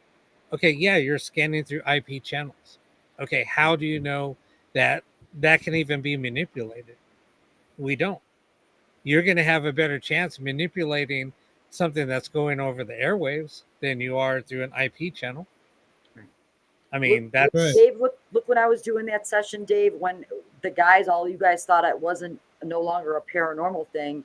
It was like alien transmission signals coming through it, and you guys were yelling for me to shut the box off on live. And Crazy. It was like, as somebody sitting just listening, I was like, something isn't right here.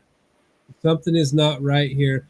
Don't know what it is, but don't give it any more of you, because it doesn't deserve it, and you got to walk away yeah, from whatever the fuck that is. I yeah, don't they know if remember. what I've gone out when I used to test my apps. I used to go to a cemetery about 3 blocks from where I lived in Ogden, in Utah, and I had a full size Ford Expedition with a seat in the back, and I grabbed the little one and hauled my son off to this location, to the cemetery with me. Just to, I'm testing banks to see is right. anything gonna, am I gonna make any contact with it? Well, about 20 minutes into testing, my son, he was small at the time. He was a little boy, 3 or 4 years old, 4, 5 tops. He's like, Daddy, I'm tired. So I was like, okay, I'm right outside the vehicle. So I let him get inside the truck and lay down on the seat. And he went and he took a nap, right? Well, we leave and we go home after a few more minutes of testing.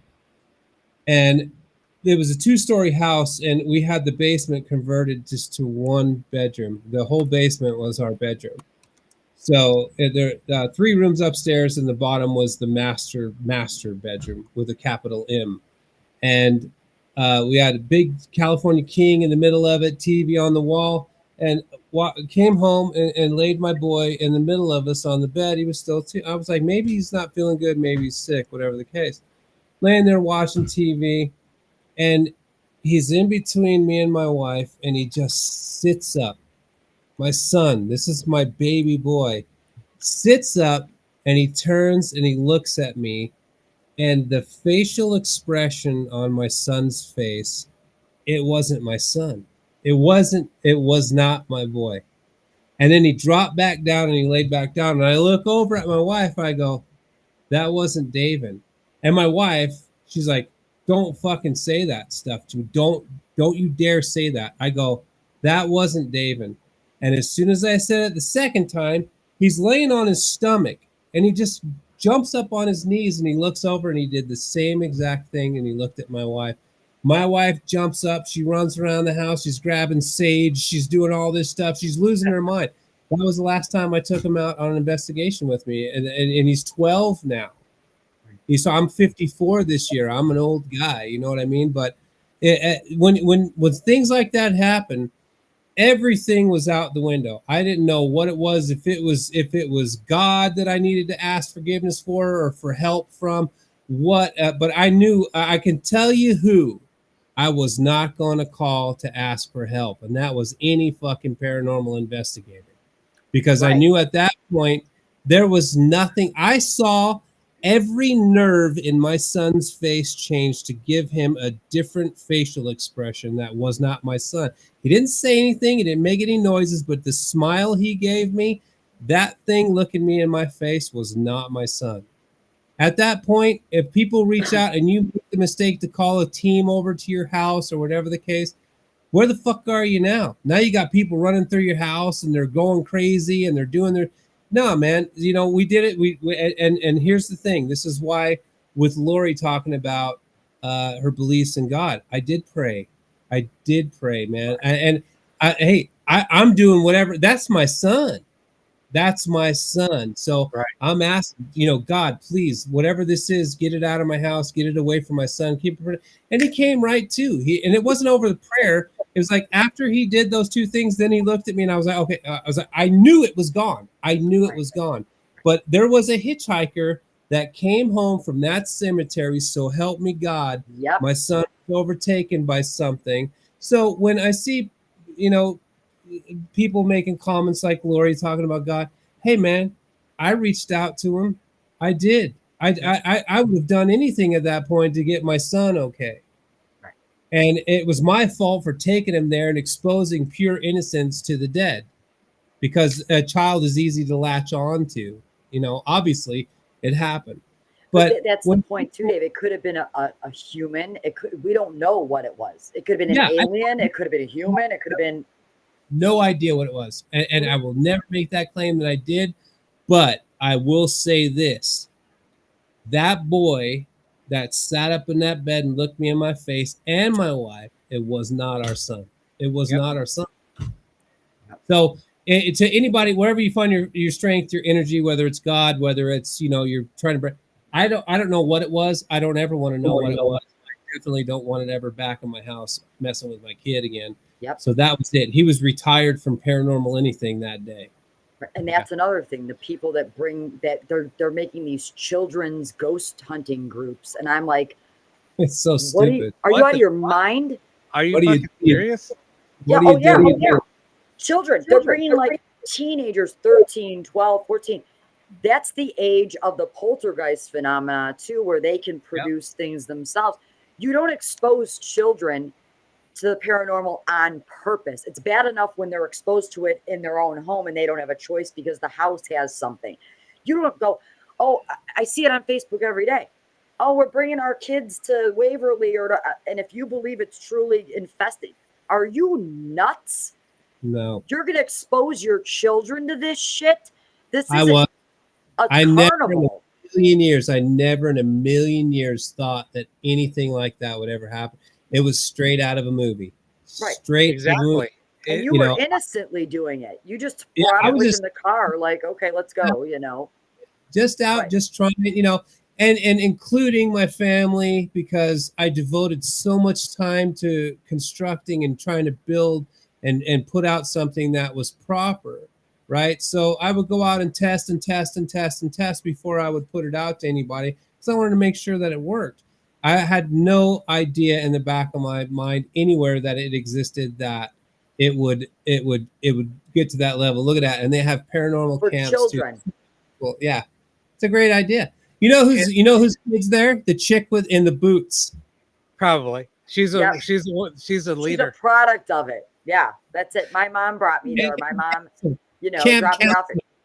And that was the thing. Like one of my very first investigations, I was 18. No, I was 19. Um, I went out to an investigation where they were having like crazy ass experience. I mean, activity happening, but the activity would stop when the teenage girl was not home. As soon as she would come home, all the shit would just hit the fan. Yeah. So we did the investigation, and we're interviewing the family. We're talking to the family. All of a sudden, a fucking lamp just flies across the room. It smashes on the floor. And then we're like, what the fuck? What the fuck just happened? And we're like, just like all looking at each other, like, did that just really happen? Yeah. And so we're interviewing the family, like what happened. And then come to find out, the girl was having a really hard time with her grandpa passing. And she was mad because she didn't get to say goodbye. And come to find out, we isolated her, and shit would just like literally hit the fan. She was manifesting And it. she was Yeah. manifesting it all. So then we took her out. We all went to dinner. We kind of talked to her. We tried to do something fun for her. And then so we brought her back to the house, and then we kind of talked to her a little bit more. And we said, look, you just have to let it go. We understand that you're angry with your grandpa passing. And we kind of, one of the ladies there kind of just really talked to her and set her down.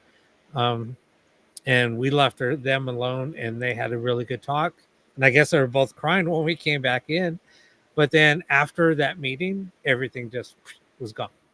She was fine, right? She stopped she the was fine. manifestation. The anger was settled, and that's what they claim a lot of poltergeist activity is. Like these girls that are like in between, puberty age, or puberty age. She was young. I think 13. Yeah, 13 they usually say like 12 to 16 is when that kind of can happen. Do we know? I don't know. You know what I mean? But that's the theory. But yeah, and then it was like, yeah. Once I worked on that case, and then I started hearing theories about it, I said, oh no, I worked on that, and this is I have proof. And that's what I mean. So, she wasn't possessed. She wasn't, whatever. She like, it was a psychological, energetic something causes this. We don't know why.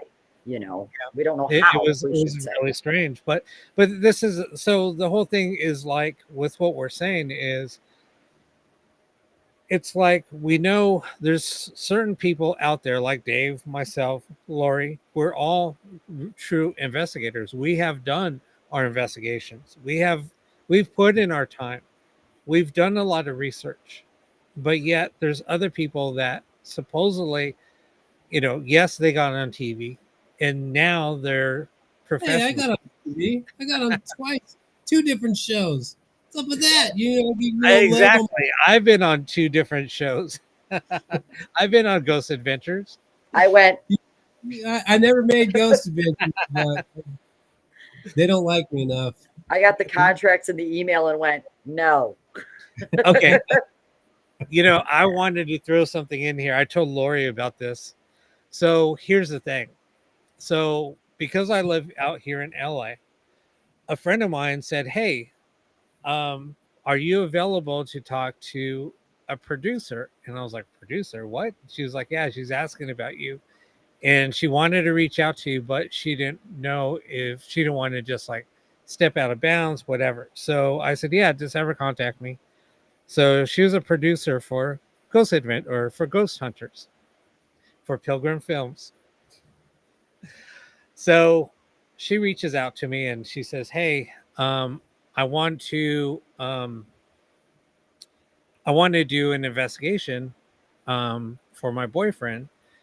And I'm like, okay. And so I said, wait a minute. And so when she sent me the email, it was on Ghost Hunter letterhead, just because she wanted to show, look, no, I'm legit. So she sent me an email and she said, did you get my email? I said, I did, but I'm still like, don't know why you want to reach out to me. And I said, you work for you know, you produce a show. And she's like, Rob, it's TV. And I said, so, but you have talent. She said, Rob, again, it's TV. So, and this is the time when Haas was on there and Grant was on there. And this was at their, you know, in their prime. And I'm just like, okay. And then so she said, yeah, I got a gift for you when I get there. So I agreed to do it. She wanted me to do a tour of a haunted location here near me. So we went to the location and she said, oh, I have something for you. And she handed me a script for one of the shows. And I was reading it, and it's all scripted, word for word, line for line, everything. That when they see something, this is how they're going to react. It was all 100% scripted. I was like, holy shit. But, and she said, you can have it. And I said, no, I didn't sign an NDA, but with me, I'd start showing it to people.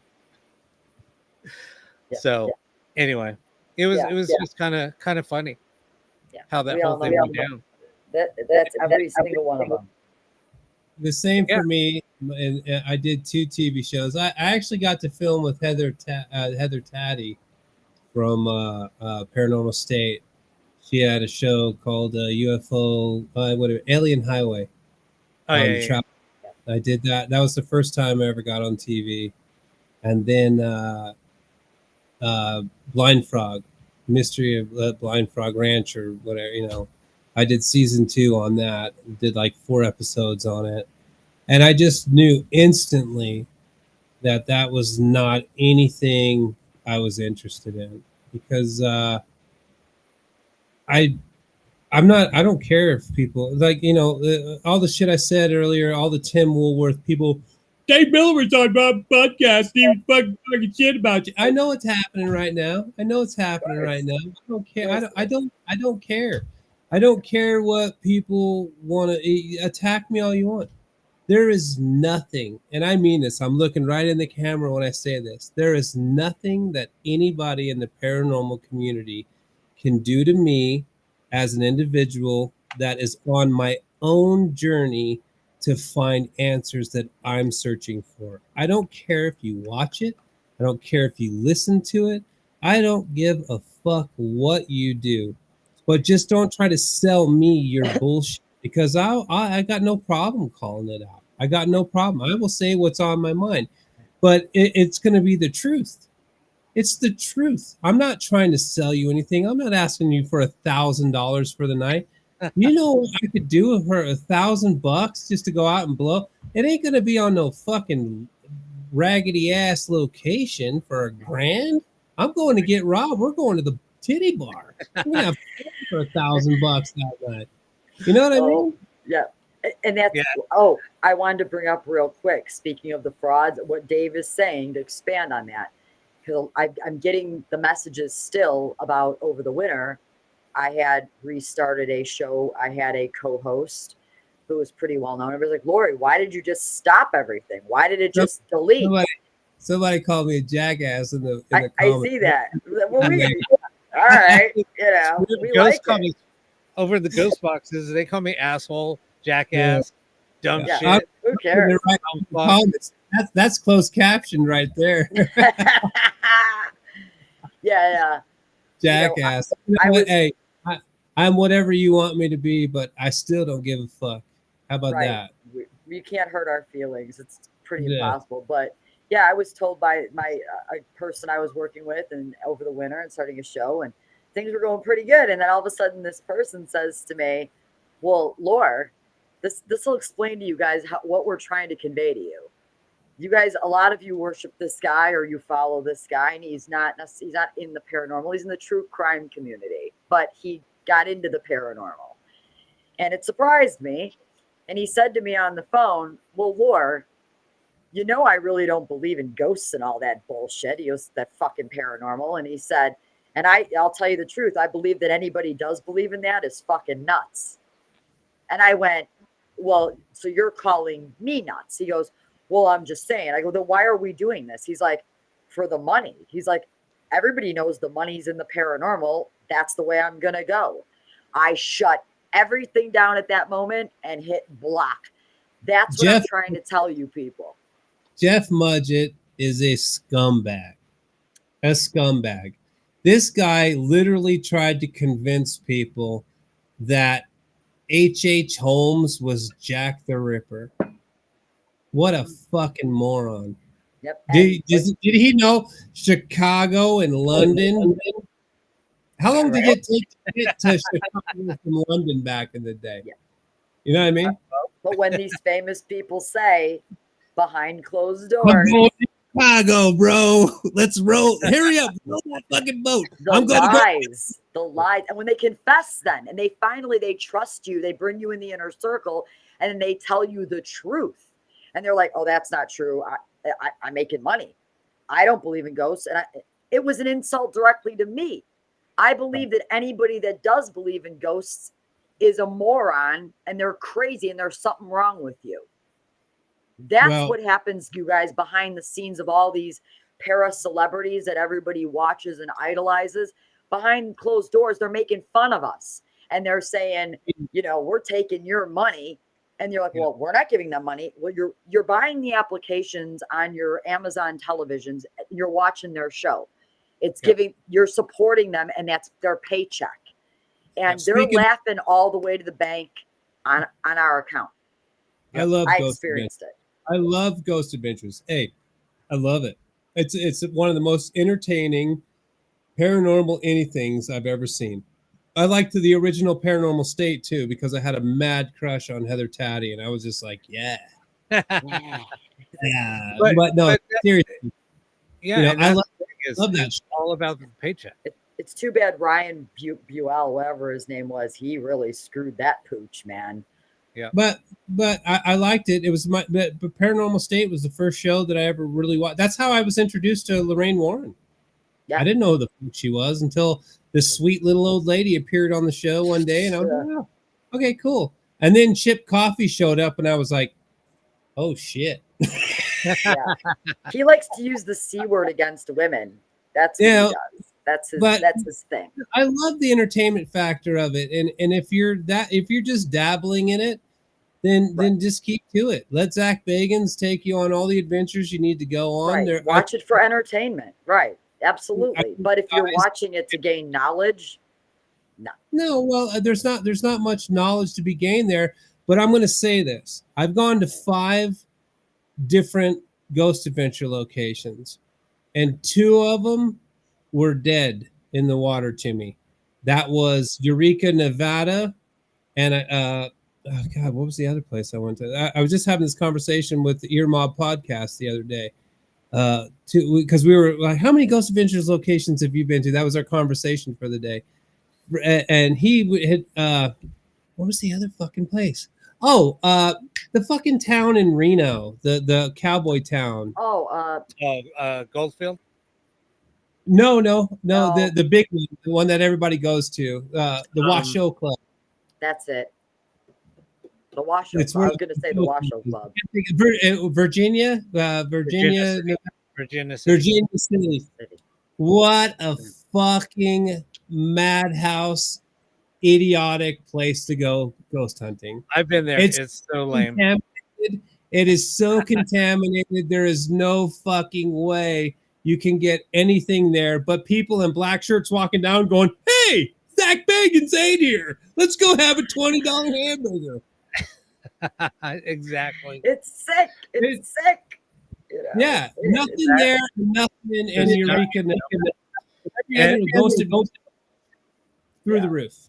You know, here was a funny thing. So we went to a Paracon in Scott was there. So I went to a Paracon in Virginia City, and there was an abandoned bar that they were doing renovations on. And I was talking to the owner, And he goes, yeah. He said, don't go to the Washoe Club. That place is a joke. So he was telling me Really? all of like these different locations. He said, you wanted to see something fucked up? You wanted to see something that we don't even advertise? Come downstairs to my basement. And he said, I'll leave you down there for 10 minutes. I bet you're gonna fucking experience something. And he said, but you cannot tell anybody if we let you down there. I said, all right, whatever. And he said, we will never, ever advertise that this place is haunted. He said, I don't want these fucking idiots in my location. Right. He said, I make enough money off of alcohol. I'm not going to have all these weirdos coming in to my establishment. So we went down there, and that place, oh my God, the energy in there. And he told me that back in that downstairs, it used to be a morgue. So I guess it used to be like an old funeral home. And then they turned it into a bar. But he said, it's not even advertised that it was ever a morgue. So, and I was like, holy shit. And he said, yeah. So that place was like insane. There was only like 3 of us that went down there. We're in there for like 20 minutes. We experienced a few things. We were hearing disembodied voices like crazy. And we were going out there like, is anybody outside? So we went through the back door. Nobody's out here, dude. And we're like listening, and we're trying to match up the voices, and we're like, it's nothing. This is crazy. Yeah. So one of the things that I will say about Virginia City is when you get there and you spend a lot of money to get your fucking room and all that stuff, and you're doing your shit, just be ready to live in the Old West. Ladies, if you plan on going to Virginia City and hooking up with any of the ghost hunters while you're there, make sure you bring some freshness with you, because there ain't no AC in none of them fucking hotel rooms. It's the most musty, God-forgiven, God-forsaken you've ever been. It's so musty, and the carpets are fucking wet from people's sweat that walk over. It's like you are back in the Old West. And I am a spoiled individual. I need my AC, especially for them fucking prices, man. Yeah. Let me ask you the question. Rob, let me take your show for 1 second. Let me take over. Let me ask you a question. And Lorelei, let me ask you a question. And I get to go last. I'm going to put you guys on the spot. You don't have to say it if you don't want. And I understand. Oh, I will. Who is the worst paranormal investigator you've ever seen, hands down? Ooh. Rob, your show. If you need a second to think about it, we can come back to you. There's so many. I know there are so many. How do you pick one? I got one. The worst. And you're I don't remember his name, but Dave, I don't know if we're thinking of the same person. Oh, I think we are. He might be a tie. I can't think of his name. I see him in my head, and the one throwing rocks. Oh no, that was George Snuffleupagus. That's it. That's my pick for the day. No, George. You know what? I got my issues with George, but he was a very positive guy. I give him that. He's a very positive guy. He tries to uplift people.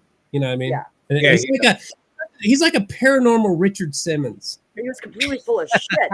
I mean, he's horrible. It's horrible. To sit in a corner and get caught on your own camera and you're throwing rocks. I mean, come on, man. That's I had the video.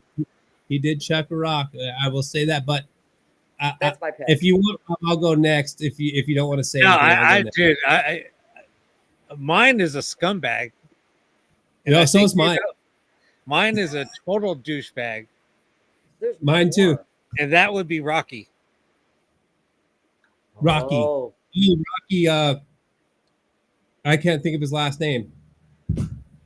And I'll the chill seeker guy. The chill seeker guy. Foreman. And this is why. I don't know. I don't know what his last name is, Laura. I can't think of him, but I know he's the guy. He actually SA'd somebody, a client, and called me. And the client called. I wasn't even there. one of my friends was there facilitating the investigation, and he essayed somebody, and they called me and saying, "Rob, what should we do?" And I was like, "Call the fucking cops." Cops, dude. And the whole thing was like, he left his ghost box there, and he tells everybody, "Oh, I lost my ghost box." You know, he was going on interviews. Yeah, I had the best ghost box, and I Oh, lost it during an investigation. He didn't fucking lose it. He left it there because he essayed to, and she did. When I talked to her, she didn't want to say anything because she said, "Well, he's an ex-marine, and he said he'll come and kill me." well, Jesus, Dave. Not to change it, Dave. Are you going Spain or England? Is that where you're going with this? No, man, I'm going Miami. Oh, Oh, Stephen Ericantel, the guy that cut himself and Rob? bled on Ouija boards and mixed his Oh, grandma's ashes. Erkentalo. Steve What? Erkentalo. I agree. I'll agree. Moron. Yeah. What a fucking moron, Sick dude. bastard. Yeah. you know who else did that though? You know I who else watched did that? dude And cut himself, bleed on a Ouija board, grab his grandparents' ashes, dump it on the Ouija Yeah. board, and rub shit in. He did it on a live feed. People, I was like, Oh yeah. what the fuck is wrong Yeah. with this guy? Yeah. And then he was sending, remember, we all have the naked photo of him. Everybody has a copy of it. He posted it on his Facebook of him completely naked. And he's like, I'm Steven Erkentalo. And it was like, he's nuts. The dude is legit off his rocker. Like, Right. yeah. I have a 100. female version of him. That would be Susan Slaughter. She did the same thing when don't know who that is. she was on Ghost Adventures International. She lives out here in LA. Or she used to. Anyway, she was dating Chad Lindbergh. So we all were hanging out. It was another paranormal get together down here in Orange County, like near Disneyland. There was so many people there. Anyway, so I confronted her on that. I was like, "Oh yeah, Susan, remember when you cut yourself on Ghost Hunters?" And she was like, "What are you talking about?" And then she was like, "That wasn't me cutting myself. I was doing that because I got possessed." I was like, "Oh my god!" good. Here we go. Yeah. I'm just going to start saying that everything that I'm going to go outside when I want to punch my neighbor dude that I hate. I'm just going to say I was possessed. I was possessed. I got possessed. Sorry. I punched him in the face. I was possessed. Yeah, I'll tell I'm sure the Chicago police, they'll believe that. You know, that's what I'm saying. You know, it's like, okay. Yeah, you're possessed. And magically, I can put myself on that list too, because I am probably one of the worst paranormal investigators that you might know, because I don't have a method. I don't have a list of things I go down. But I don't that's go why in. that's why you're a good investigator, Dave, because you're not I'm not putting myself above anybody. I'm just saying that some of the most unbelievable shit that I've seen on Facebook from paranormal investigators. I mean, that same dude, that Steven guy, went to the. Somebody mentioned the Mackey. What's the name of that place? Bob Mackey's. Bob Mackey's. That he went and climbed down in the hole and cut himself while he was there and bled on the Ouija board. Remember that? Dude, what is that's you're hurting yourself that's not doing anything. That's fucking you're mentally unstable, dude. He was. At this point. He was. And that's what I thought. I mean, when I saw Susan and when I met her at that party, and like I said, there was a bunch of Ben Hansen was there, Chad Lundberg, Susan. Susan Slaughter, did she write books? I think so. I can't picture her. Yeah. She's a blonde. Oh, okay. Hang on a minute. Maybe different I don't person. I have no idea. I'm just looking. I'm doing a Google search right now to see if this is the same bonehead that No, it's not her. It might have been that picture. Because I live out here in the Uinta Basin, I'm very close to Skinwalker Ranch and all that stuff. And there's another slaughter chick that somehow speaks at all these conventions that they have out here on Skinwalkers, but I never have. I'm around Skinwalker Ranch 16 hours a fucking day, and I ain't never seen no slaughters out there. She does You know, speak at a lot of conventions. I know she just did like Comic-Con. She was on the Comic-Con panel. She does a lot of panels. So I wouldn't be surprised. Dave was at Skinwalker today with me on the phone. He's like, I'm looking at the bait pen. I'm looking at the this. I'm looking at the that. You know. And she's telling me about all these drilling wells. I'm like, yeah, no, there's nothing there. I'm looking at it right now. On the show, they're showing that they're right now, well, as of last year, whatever, that they were drilling 180 feet into the mesa. And because there's a dome-shaped metal object in there built out of the NASA material. That I'm not kidding. Go watch it. And I'm going, what? And they're like, and the drill isn't going through because it's hitting it, so it's making it go down or all this. And I'm going, what? Like, yeah. I think that I think that a lot of these television shows, like even the ones I've been on, I think it's great that people follow it and they're entertained by it, and it gives us a way to get through this madness of life. Okay, sure. Whatever the TV show is that you follow, but you remember when Jerry Springer got called to Congress, and he had that big conference where they made him say that it was, is this real or is this fake? People are fighting on your show. And all that stuff. And then he had to put a disclaimer. He had to put a disclaimer up at the beginning of the show saying this is for entertainment purposes. And that I think that all of these shows should have to do that so people can entertain the fact that what they're seeing possibly may not be real. Because think about it, Dave. You just said is exactly. What if there's a lady with her children? They're living in an apartment. And she's watching one of these shows and she sees something on there that maybe she's having go on in her house, but they're over exaggerating it and making it very evil. Now this poor lady's got her kids in this apartment. She can't afford to move because she's a single mom. And she's thinking, because she's believing, because there's no disclaimer, that she's got a demon or something in her house that's going to kill her kids. Right. It's not right. You're scaring people and lying to the innocent public that are going to believe what they're seeing. And that's where it's no longer drama. It's dangerous. Yep. Right. And that's the bad part is, I mean, they used to have like disclaimers. Now they really don't. No. They should be forced to put that up before the show even starts. It should come across. This is for entertainment purposes only, and what you see is up to you to whatever. Make up your own mind, but that's fine. But these shows come out, and listen, man, I'm 100%. I am a Ghost Adventures fan. I'm friends with people that work on the show.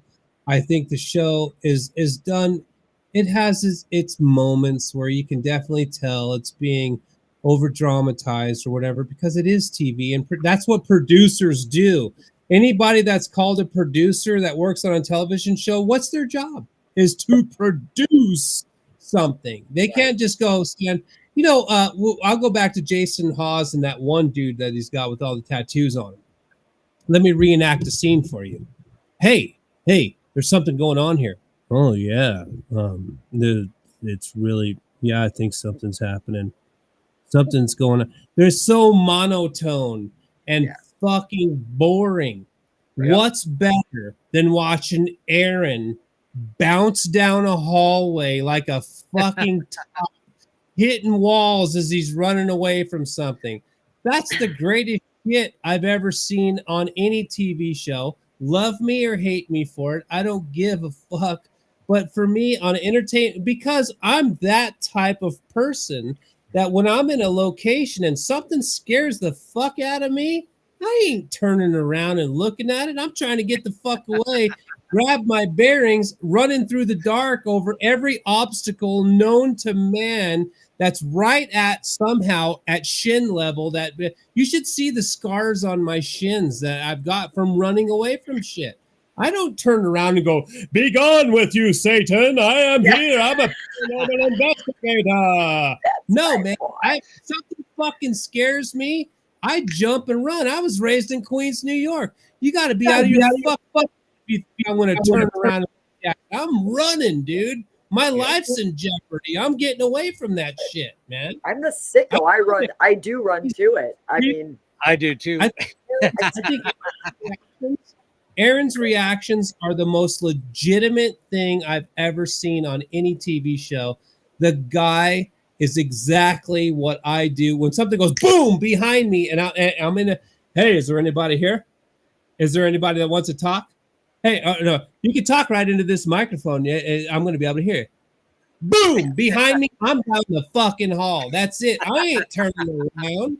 That's really me because I get mad. I get Chicago. I turn around. I go, mother effer. I want to fight. Like, this is my reaction. I'm like, what am I going to fight? Exactly. Ghost, idiot. You know. Reaction is now I'm an Olympic jogger and I'm running down a hotel hallway in the fucking dark, hoping that there ain't nothing in the hallway. But every hallway I run down got shit in it. Yeah, of course. So that's why I again, listen. I'm not here to be on Ghost Adventures. I just give the love and respect where I think it should go, and I think that they do a good job, man. But you don't see Zach Bagans out here, Aaron out here, any of those guys out here jumping on board, going against the new owner of the Conjuring House. I give them credit for that. Very professional. They're very professional, and they stay out of this shit. Yeah. I got to give them their love and respect. So you guys hate away in the comments all you fucking want. I don't care. But the bottom line is that I think that there is a lot of things that I've been to locations here in Utah and in Idaho that Ghost Adventures have been to that have fucking chilled me to the core, man. Those guys don't go to some place and then I go right after they do because the episode airs and I go, hey, I'm going to go check this place out. And I walk in there and I get the shit scared out of me by something that I can't see. Man, I'm down with that. That's right. Legit to me. So hate away. I mean, I legitimately, I can't even speak. So I was asked to be on the show at a location that I was really passionate about. They had some evidence. They called me up and said, dude, we want to use your evidence. We want to talk to you about the evidence that you captured. Because I captured a handprint. It was 105 degrees out. Inside the house is probably 110. There's no air conditioning. There's a 2-story house near Six Flags here in Valencia. Anyway, it was old oil town. So when we were there, there was a girl sitting on the floor. I had my thermal camera, and I was doing the ghost box session. I had my thermal camera pointing at her, and all of a sudden I see a hand developing right in front of her on the ground. And it was like ice cold. I mean, the handprint was almost black, and everything around it was, glowing like a yellowish, greenish color, right? So, I mean, there was no red. And then I'm like, wait a minute, did you just put your hand there? Was your hand resting there? So at that time, I was also recording.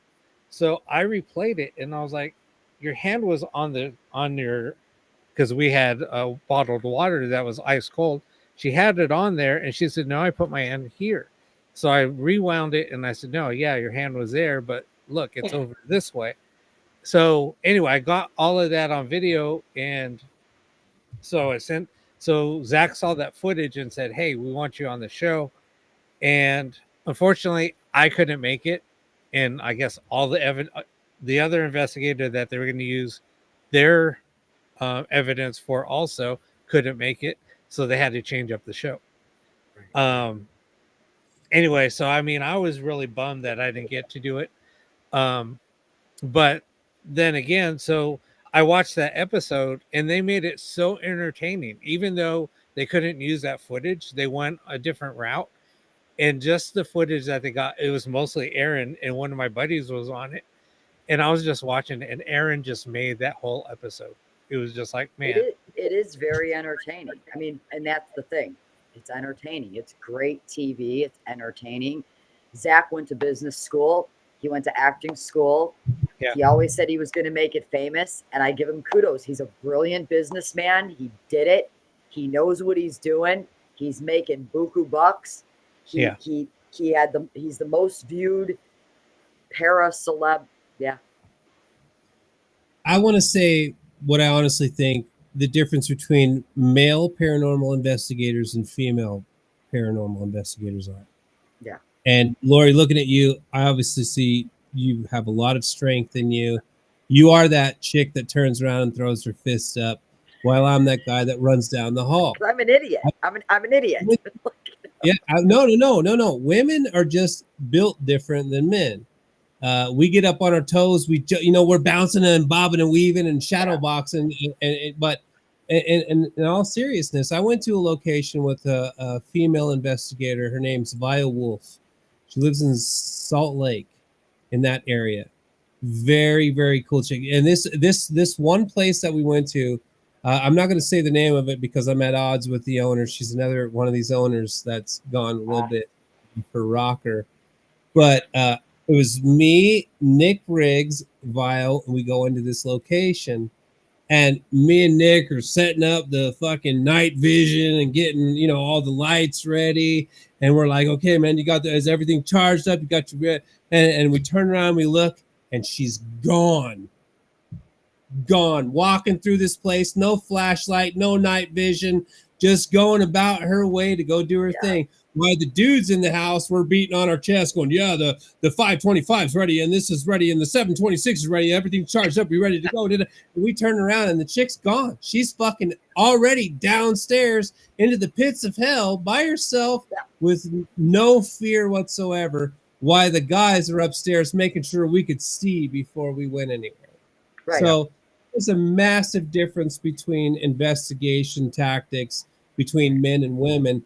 And I got to give women that straight. I think the females in the paranormal are very much overlooked because the fact, and I'm not trying to make anybody angry, but it's this whole, because men have that chauvinistic way and they don't think that, dude, I watched this girl make me look like a fucking coward. Period. She went off in depths of blackness with no light, and I love her to this we're still friends to this very second. I think that was one of the biggest things of strength I've ever seen from an individual. And I think the female paranormal investigators out there need to get a little bit more love as well. So yeah, well that's why I get mad. Look at like all these shows; they're all male. There's no women on these. Well, maybe now there is. I don't know, but Ghost Adventure, all these guys. I used to get mad because I'm like, "Where's the chicks? Why aren't we're here? We're here. Hi, why don't we have shows? Not because I want to see women. And like I said, like you said, I'm belly crawling in Gacy's crawl space. Like, doesn't that isn't that something? Like, no, but they don't acknowledge it. It's producer. What do you think? It's production. I mean, I know a producer, a movie producer. His girlfriend is starting up a paranormal show. Well, it was supposed to already launch. I think they did 3 episodes for a pilot. They haven't aired yet. But here's the thing. It's all because of that's what the studios want, because that's what sells. So I know it's stupid. And the real side of the paranormal, if you look at teams across the nation, okay, I don't care. I know that we've been talking about bullshit, because it is. But if you look at the number of women, if you ever go to a Paracon, or if you ever go to any event, like if they have a get together, like let's say they're going to do a ghost hunt at this location, right? If you go to those ghost hunts, what's the percentage of men to women? It's going to be about 8 to 3 to 1. 1. Or Yeah, no, they're 8 about 8. I would say 9 to 1. 9% is 9 women to every 1 man. Okay. Most of the investigated or public investigations, if you ever look at like pictures of people that posting, I witnessed it. That's why I know. But if you ever wanted to get proof, look at a picture of like an event that just happened at a location. You look at the minute at the ratio and you count them out. It's going to be probably 9 to 1. More female Maybe even viewers, right, that want to see men. well, no. I'm talking about attendees that attend like Well, a that's what I hunt. mean. Well, Marlowe's just said in the comments, she said, but don't you think women would draw more men in, viewers? And I agree with that. You'd You think. would think so. You I would got think 2 words for you. 2 words for you that I would watch every show she ever did. Stormy Daniels. Oh, you love Stormy. We know that. Dave's Stormy. Yeah. She's a I mean, double fister. She'll double fist you. yeah. I mean, there was a show. So there was, and I'm not tooting my own horn, but back in 2015, I was supposed to be like. There was a show that sorry, was Rob. no. There was a show that was being produced. It was going to start the main investigator was going to be Julia Roberts, and then there was 3 other women investigators with her. There The were actress? Julia Roberts, the actress. So she was going to be like an investigator. There was going to be 3 other women that are part of a paranormal team. They're called the Paranormal Housewives. And then I was going to be the tech person on that show. I'm glad it didn't happen. It didn't happen. Thank God. Was it because of the Flatliners? Because of Flatliners? Is that why maybe. she was attacked? I'm trying to think why she could be involved. And Flatliners was a great movie, so maybe she does have some type of attraction to the paranormal because of that movie. Maybe that makes sense. I didn't think of that. She was very into the paranormal. She was doing a lot of studying, and so I talked to her publicist, and we set up a time to meet at the location. And I was there. Her publicist showed up, and then all of a sudden the rug got pulled out from under it when we were meeting. It was also in the Hollywood Reporter. There was a big article about it, and for some reason it just disappeared. There was not another word said about it. It was probably her management and entertainment representatives that told her it was probably a bad idea for her to do. But it could be because a lot of take this for instance. Have you ever gone and gotten a haircut or been in a public situation where you're out dealing with somebody and you think that they're going to instantly know what the paranormal is about, and you go, "Hey, yeah, I go do this," and they're like, "Yeah, I'm sorry, I don't know, ghost hunting. I don't know what that is." You know what I mean? People don't the amount of the percentage of people that understand what happens on a paranormal investigation is very small. People that are fans of it, but they know what scary movies are or this or that. But you go, "Hey, do you know Zach Bagans or da da da?" And they're like, "Is that guy on the show that goes out?" "Yeah, I kind of know that." But if you get into in depth with people, and if you're somebody like a Julia Roberts or somebody that's been up there and done movies like Pretty Woman, somebody in her management team said, if you do that show, we're going to drop you because it's going to kill your career, because the paranormal isn't for everybody. But I could see her being attracted to it after doing a movie like The Flatliners, because it was a great movie. It was a good movie back in the day. It was very good. It was scary for when it came out. That was disturbing. It was like, oh my God, It's like it was a trip. And it was just like Renee's just said, like Rob Lowe and his son did a show. Right. And I remember seeing that show, and then it just died. It was horrible. I did watch that one season. The first season I went, this is why are, and now people are talking about, like, some guy mentioned it about Jack Osborne, elephant in the room. Fuck that guy. Yep. Fuck. Yep. I can't. Horrible. He was doing a show, and somebody actually put it up on Facebook, where he's like, He kicks the wall. His boot went against the wall, and he goes, "Did you hear that? Did you hear that?" And they caught it from a different angle, and people exposed him for faking evidence right away. And the chick that he did the show with, what was her name? She was with Nick on Paranormal Lockdown. Katrina. What's she doing now? Now all of a sudden she's a singer. It's like what? Yeah, it's like, well, I'm my career's shot. It's like she's like, yeah. Hey, by the way, guys, I sing. It's like over and done.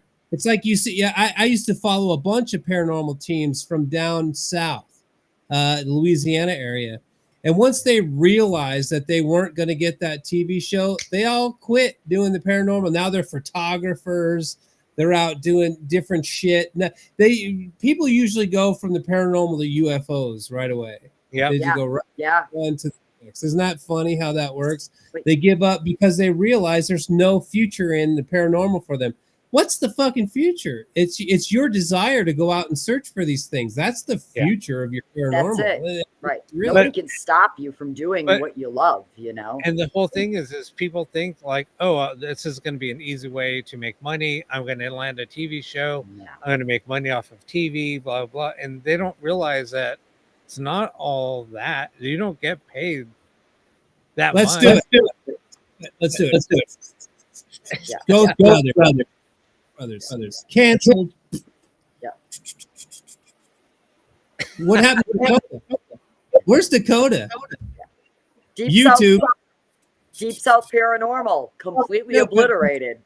But they still did their thing. I can't hate. I don't hate on them because they did what they did. I had Hart on the show. What was that guy's name? The crazy dude with the stick. Hart. I mean, that was my crew. I mean, I'm just saying that. I had him on the podcast long ago. He was great, very entertaining. But Sci-Fi Channel and the paranormal wasn't their thing. So that's what happened there on the wrong network. Right. But Benny and John did some behind the scenes trickery, and it was bad. Where's Taps at? Canceled. See you later. Right. They're going to YouTube also. Yeah. Well, good for them.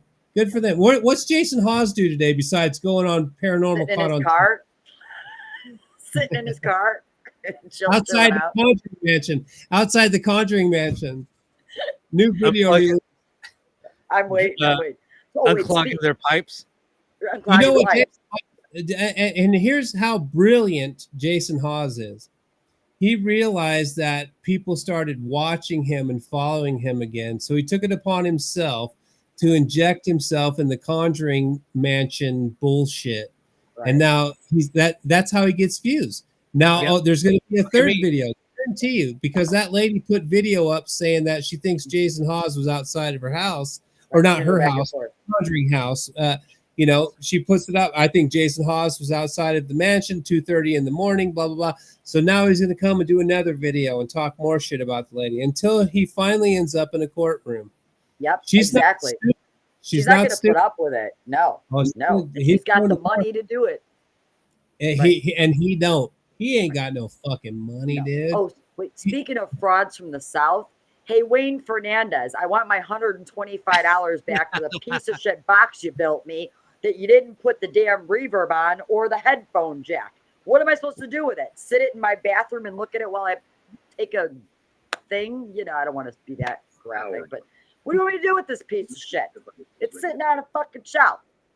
What happened? What happened with Wayne? Wayne? Oh, this radio idiot. Laura, I'm going to make you a custom box, but it's $125, but I'll make it all custom. Okay, great. Now everybody fucking knows me. Don't screw me over. I'm not an idiot. I've been doing ITC. I'm the queen of the ghost box. So I'm the legit queen of the ghost box, not the weirdo you married and stole all your shit, okay? So he says, I'm going to build this box. Okay. What color do you want? Pink Ouija board. Great. I want, now obviously, this isn't obvious. This you should know even if I don't say it, but I said it. I want a headphone jack, obviously. Power on. Because I got to put it into my system, my portal thing, and I need reverb on it. Of course you do. Well, of course. Well, yeah, of course. I pay the money. It comes in the mail. It's a goddamn radio. I can listen to sports on WGN AM all day in my bathroom. Radio mode.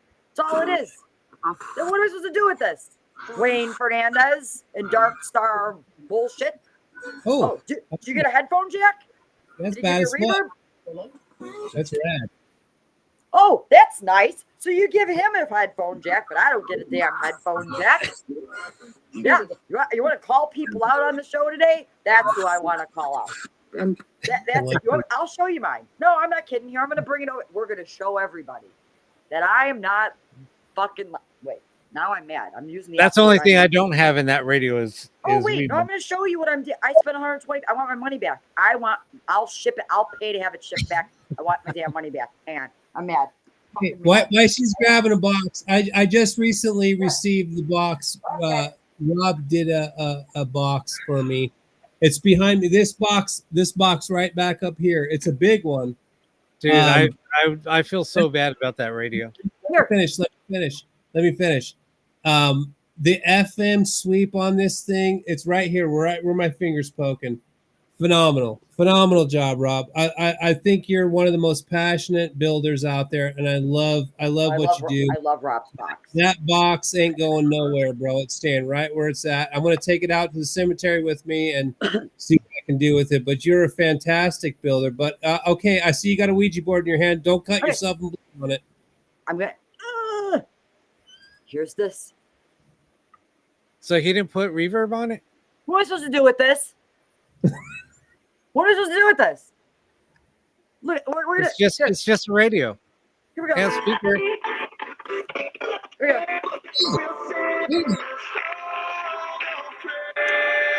I can get my jam on at the beach. What are we supposed to do with this? Wait, though. Wait. Turn it back on and put it to a scan mode. Don't make it.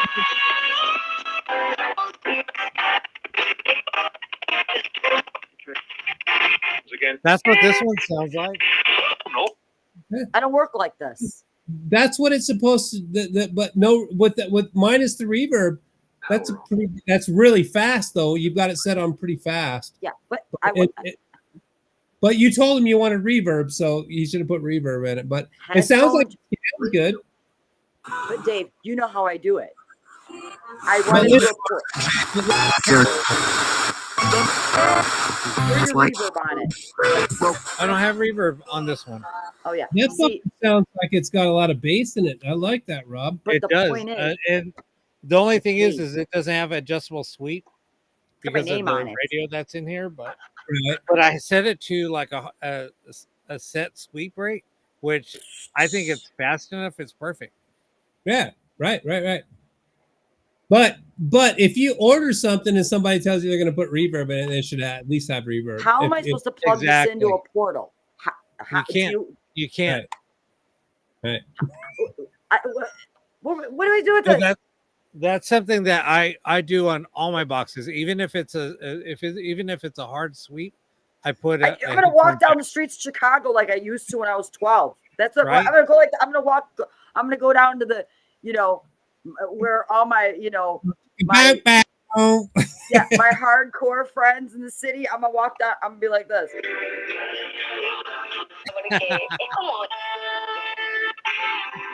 Yeah. So I mean, but that's the thing. I mean, you have to like if somebody asks for something, or just have it standard. I think all radios should have an output, no matter what. Thank you. I know yours didn't, Dave, because you didn't want an output. You just wanted a standard. But I would tell somebody, you know what? If you don't want an output, that's fine. I won't put it. But normally, standard, I put output. I'll say it now. Anybody that wants to buy this, it's $125. It's brand new. I've never used it. If you don't want reverb or a headphone jack, $125. There you go. It's useless. Here, this is what it's good for. But in the case of this radio right here, Rob, it's a prototype. and you were seeing what you could do. So of course I don't have a list. I never have a list of demands. If it can be done, it can be done. But if somebody tells somebody that's buying something that they're going to put reverb in it, then they should get reverb. I paid No, for they it. I should. paid for a headphone jack and a reverb, and because of the work that I do, the way that I do that, like Does you it have guys all screws? know. Does it have screws on it? Can you open it up? If it can, I can add that for you. I don't even know what the hell. It doesn't know look. what- You know what? That's 3D printed. It is It 3D might printed. be close. Yeah. But Well, there's Lorelei, screws here. Lorelei, before No. before you fuck it up, don't throw it anymore. Yeah. Yeah. Throw it in a box and mail it to this guy and let him I have know. a look and see what Let he me can show do. you guys what a real ghost box looks like. Hang on. I will give an example. Lorelei, you're so cute and funny. I'm just fucking dying right now. You're hilarious. I love it. This ladies, you're gonna understand. This is like you ordered a vibrational tool and you get a rubber item that does nothing. It sits. This is why don't nothing. order a It has a vibrator. suction cup. That's a You're Temu vibrator. You're gonna get, this is your flaccid Temu item, and I'm gonna show you what you could get at Adam and Eve. Hang on. This would be an Adam and Eve item, and for those of you that know, I don't know if your people know what that is, but Lorelei's so funny, dude. I'll show you. She's so Rob will love People, this. Hang on. people that watch This is the infomercials real deal. late night, they'll know what it is. Dun-dun-dun. so funny. Here we That go. was It- Now Hey, I'm Lorelei, satisfied. Lorelei. That was a Temu This purchase. brings me satisfaction. Yeah, This, I've got this one. Rob, does it look familiar? Ladies and Yep. gentlemen, One of this is my- a Rob that's one of my- Hernandez box. That's one of my Now- original boxes. I wish I had one. I have That- one. You Great. plug it in. It's got your reverb. I put it into the portal. I do the ITC. This may be pretty, but it's useless. Just like a non-vibrational item. This is the turbocharged. You see the difference? This makes me I very want one of happy. my old boxes back.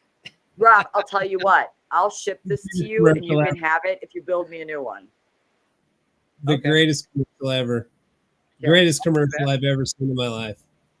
Non-vibrational Temu. Non-vibrational Dark Star Temu.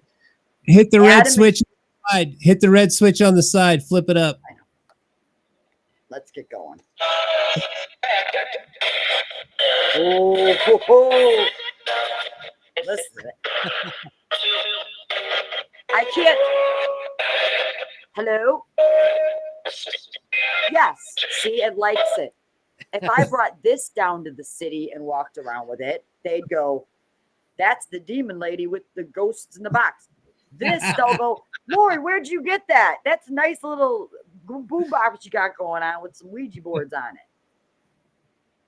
In all fairness, I gotta say what I heard from Wayne's radio is it scans very well, and I heard every station I came through. I gotta be legit here.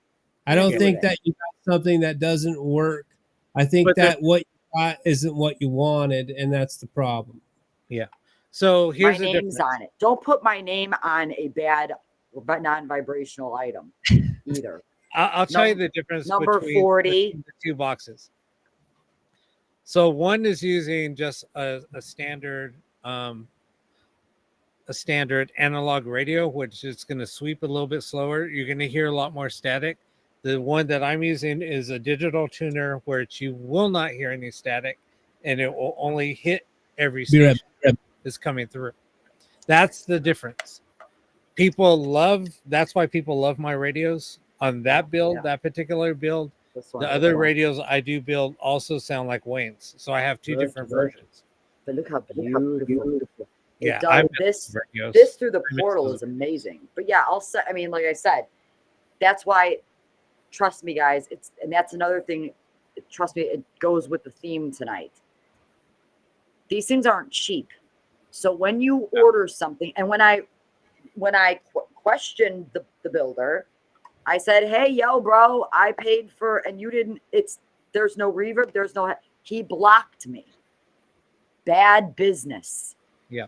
Bad business. But that's how typical people are in the field. This is another one. This is Garbage. why we're talking about the money grabbers. People That's it. they'll say they're going to do something. They'll take your money, and then after they have your money, they're like, Yeah. you know what? Fuck you. Yep, took If you can- $125 from me and didn't give me what I ordered and blocked me for it. Like it Yep. was my fault. You know, That's and it happens. Yep, and Rob builds me this to perfection. You know, it still works. I've had this for how long? God, when did I get What, this from you? 3 or 4 years? About 4 years ago. I Yeah. still use this all the time. And like I said, I know it's sentimental to you because you don't have them anymore. I can't get those anymore. I can't get the Right. cases. So, like I said, if you want it, I will send it back to you. You can have a baby back. Just build me another one. I don't care what it looks like because Do you want yours- one that has fancy lights like? yeah, fancy lights. I like. But you guys see, just because something's it's pretty small. doesn't mean it's good. This thing is nothing to look at, but this works. And that's another thing, guys. Don't be tricked about, ooh, it's pretty, you know. Yeah. Garbage pretty, plain good. That's the thing, you know. And But that's an old school box. That's the thing. yeah, like I said, build me another one. I'll send it back Okay. to you as long as it's got reverb, a headphone jack, and like I said, you could put pretty lights on it because I do like. Well, Okay. Done. Done. I think It'll be done. Yeah. So beware, buyers. Go to Rob. Do not go to Dark Star. I said it. Nobody else did because I'm angry. Block me when I tell you didn't give me my stuff. And 100. You know, I know I've- you're watching, you little weasel. I haven't talked to Wayne in a while. He was supposed to come on here, but He's a creepy little weasel. Just weaseling around, taking my money. I have a right to be mad. but that's the thing is you have to be careful whether You do. it's somebody that's selling apps, because they will tell you it's something else than what it actually is. The Jesus app. Huh? I got screwed by the Jesus app. I looked like an idiot. I went live. I backed it. I was excited. Oh my God, this thing's talking. And as I put closed caption on, I realized it's reading Bible verses. But they put a pentacle as the logo, like it's, and you're reading me Bible verses. Busted. You know, when it comes to Steve Huff, I am absolutely shocked. I love Steve Huff. I love him. I love him. I do. Steve's like, I love him. Let me go. Steve Huff is probably the most popular ever anything Ghost Box. Absolutely. 100%. Nobody Nope. will ever touch that guy. I had him on the podcast a few years back.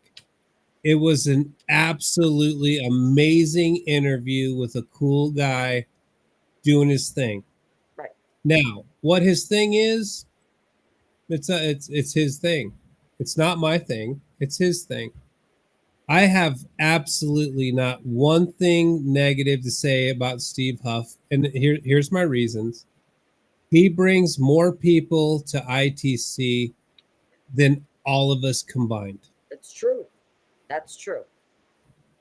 All Can't of us deny that. combined could never touch his followers and the people that he does the shit for. So hate away on Steve Huff all you fucking want.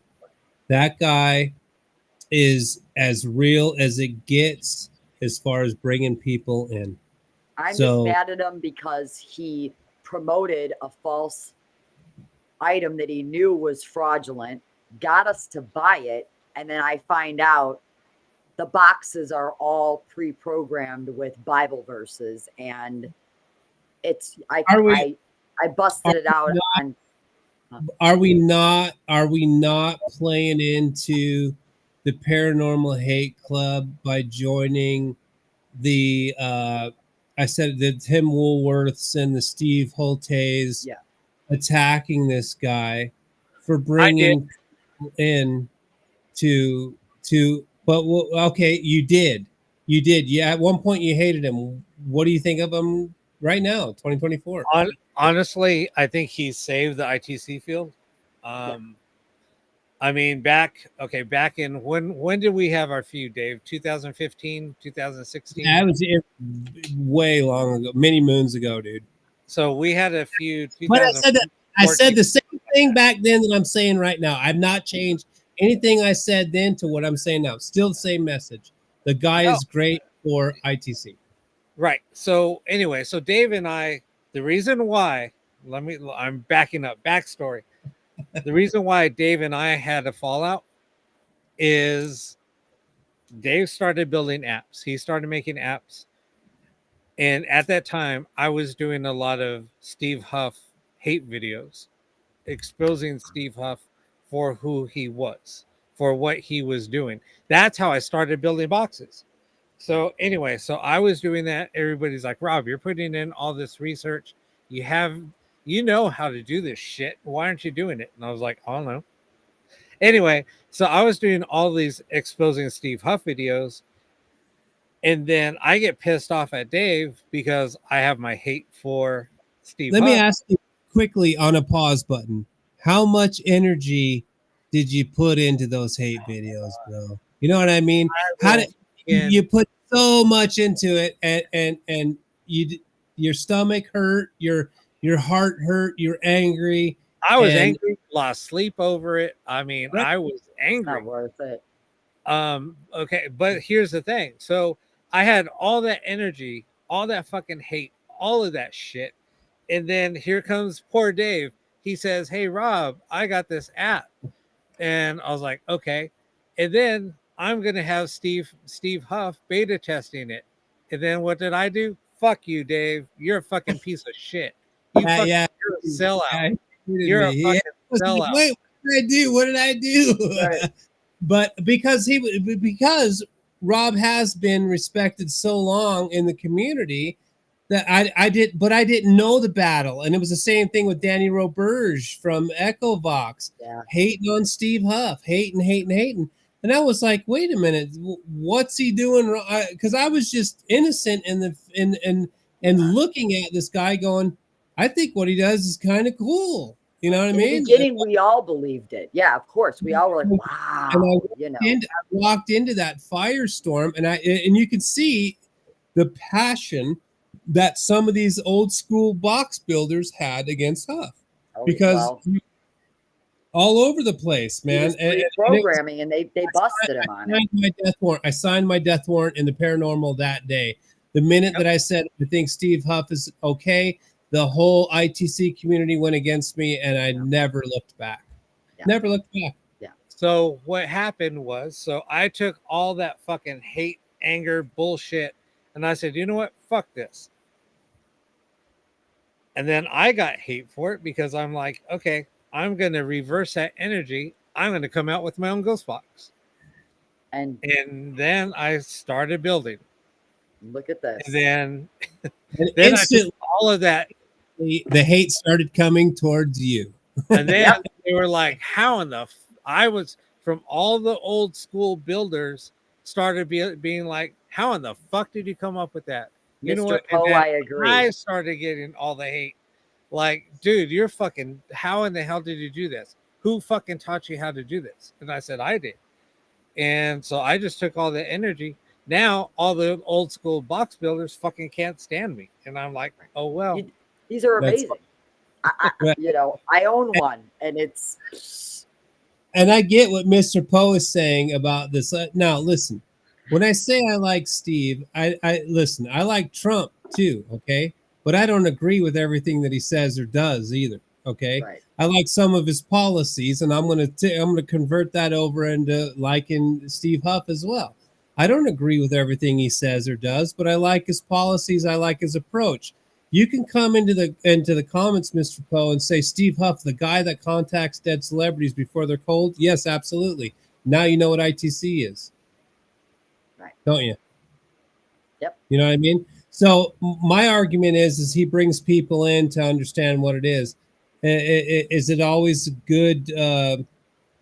Good tactics. I No. don't agree with talking to anybody that just died. I don't care if they're a celebrity, if they're whatever the case. If somebody has just lost, the shows like 48 Hours and all this shit where I can't watch those shows because it just hurts my stomach that people are profiting off of other individuals that have just gone through the most pain, and they're still going through the bereavement of losing a loved one. So I don't agree with making contact with anyone that's just passed away. I don't believe that, but that's Steve's thing, and it works for him because he's got 1 million plus followers that obviously disagree. And Dave, I agree. The good thing he does is he brings the common people to ITC to know what we're doing. Do I agree? Do I agree with his tactics? Absolutely not. It's my personal opinion, only me. Do I believe what I know that he's pre-programmed banks to play? Absolutely. But in the end, the people that are watching him are gonna find people like us, and then they're gonna go, oh, that's really how it's like. That's the real deal. Okay, but it brings them this way. Keep bringing them my way. Have you ever watched the session with Steve? And he's very respectful. He's very. He's and I like Mr. Cole. He's saying some really great things. It's understanding that you can't target a certain person to talk to. Right. Well, that depends, man. There's really no rules to any of this. Whether it's standing there with a mail meter or standing there with a ghost box, we never know who and what we're talking to. But if you go to a location or reach out to an individual, you never know what's going to come back. But again, I understand your argument as well, Mr. Poe, and I think you're making some very valid points. Again, I'm not saying Steve Huff is 100% the greatest anything, but I am saying this. He is the fucking Elvis Presley of ITC. He is. He is. And he got mad at me because you remember, Dave, when I showed everybody how he built a portal with guitar pedals, and I did it for $300. And he's a musician. Right. He was charging people second mortgages on their house. Well, people still are. Right. And I'm like, idiots. And I did a live video and said, guys, I'll show you how he builds a portal. And all of a sudden I get a message from him and he goes, stop doing what you're doing. I'm like, you can't stop me from taking a amplifier and 2 guitar pedals. You don't own that. That's not copywritten. You don't own the patent. Thing is like now, okay, so I told people, look, if you want to fucking build something, here, I'll show you how to do it. Like what you did. Okay, but then now I'm like, why even spending money on a freaking amp and guitar pedals? I'll show you how to do all this shit for free. You don't even need that. If you have a computer, it's more advanced now. Absolutely. If you have a computer, I'll give you all the software you need. I'll give you links to download every single piece of software you want it, or that are going to need. Do you want to make it sound like a GeoPort? I'll make it sound like a GeoPort. I'll give you the link for that. You want it to sound like so much. Yeah, you want it to sound like a freaking portal? I'll give you the link for that. I mean, it doesn't matter. And I like, you can do it all for free. Yep, all you need is an audio output on a ghost box, plug it into your computer. I'll show you how to set up all your software. It'll be done. How you gonna plug it in when it doesn't have a plug? Then you're fucked. This is my point. Yo. Oh, man. You know what I look like with this thing? What's his name with the clock? Flavor Flav. I'm gonna put it on my neck. I'm gonna wear it on a big chain and be like Flavor Flav. So can I ask you guys a question each, like I did a little bit earlier? I got about 15 more minutes, and then I'm gonna clock out at the 3-hour mark. Yeah. But who are the 2 most famous people to you guys in the paranormal? Who are the iconic 2 people in the paranormal that you say these are the guys? And I'll give you mine at the end of yours. Do I have to like them? Nope. Oh, okay. Okay, it would have to be the most well-known, famous Zach would be the male, number one. No, there is no bigger paranormal investigator known on the planet than Zach Baggins in Ghost Adventures. You just can't. You can't beat him. Second, I'd have to say it would be Jason Hawes. It's the Ghost Hunters, Ghost Adventures. You know, they've been around the longest. I'd have to say those two are the most famous. Go ahead, Rob. I think Barry Taft, without a doubt, 100%. He's the one that gave us the Entity House. He's the one that did that investigation. If it wasn't, I think because of Barry being part of the parapsychology department at UCLA, they did so much research for this field. That was back in the 70s. They sure did. They did. Yeah, and this is like when the Warrens were at their peak, and the Warrens didn't fucking even touch the Entity House. They wouldn't even, I mean, they didn't even, I don't know if they even knew about it. No, probably, maybe not. Or if they did, maybe they were like too afraid because it was the real deal. And they're like, we don't know how to deal with anything real. Like, we're just doing that's real shit. We don't do that, you know? Yeah. But I mean, and I talked to Barry about the Entity House a couple of times. And I told him, dude, I'm like one of your biggest fanboys. I mean, because that's who I looked up to as a kid. I mean, me growing up watching and seeing his work and seeing his reports. And this is before the internet. So, yeah. Anyway, that's you. What about you, Dave? Zach Bagans and Steve Huff. Those are the two guys. Okay. Those are the two guys that I think are vacuum cleaners that just pull people in. Yeah. I think those two guys have done everything, and I respect the fact that you went where you went, Rob, and went where you went. But to me, the people that I see, there's two guys that just bring people in, and one guy is constantly growing. When Steve Huff was on my podcast, he had about 750,000 followers on YouTube. Oh, he's well over 1 million now. Oh yeah, I remember when he only had a couple of hundred. I know. Yeah. He's constantly bringing people in, so that's what I think is great about those individuals. Now, their tactics and how they do it, one's on TV and one's on YouTube. And I'm very surprised that Huff never ended up with his own television show. I'm really surprised. He was trying, and I think he was making enough money off of YouTube, and that's when he just kind of went off. He could do it, and plus, it's smart. He could do his own thing. He had no bosses to tell him what to do, and it is smart. All the money went to him. So congratulations to him. Right. And the thing is like with him, like with us, the reason why us box builders were so against him, and he had all of our respect. We would all like chat back in the day. This was back in 2013, 12, maybe even then. And at that time, he was like getting like hack shacks, right? He was like, okay, I just got this hack shack. This 12587.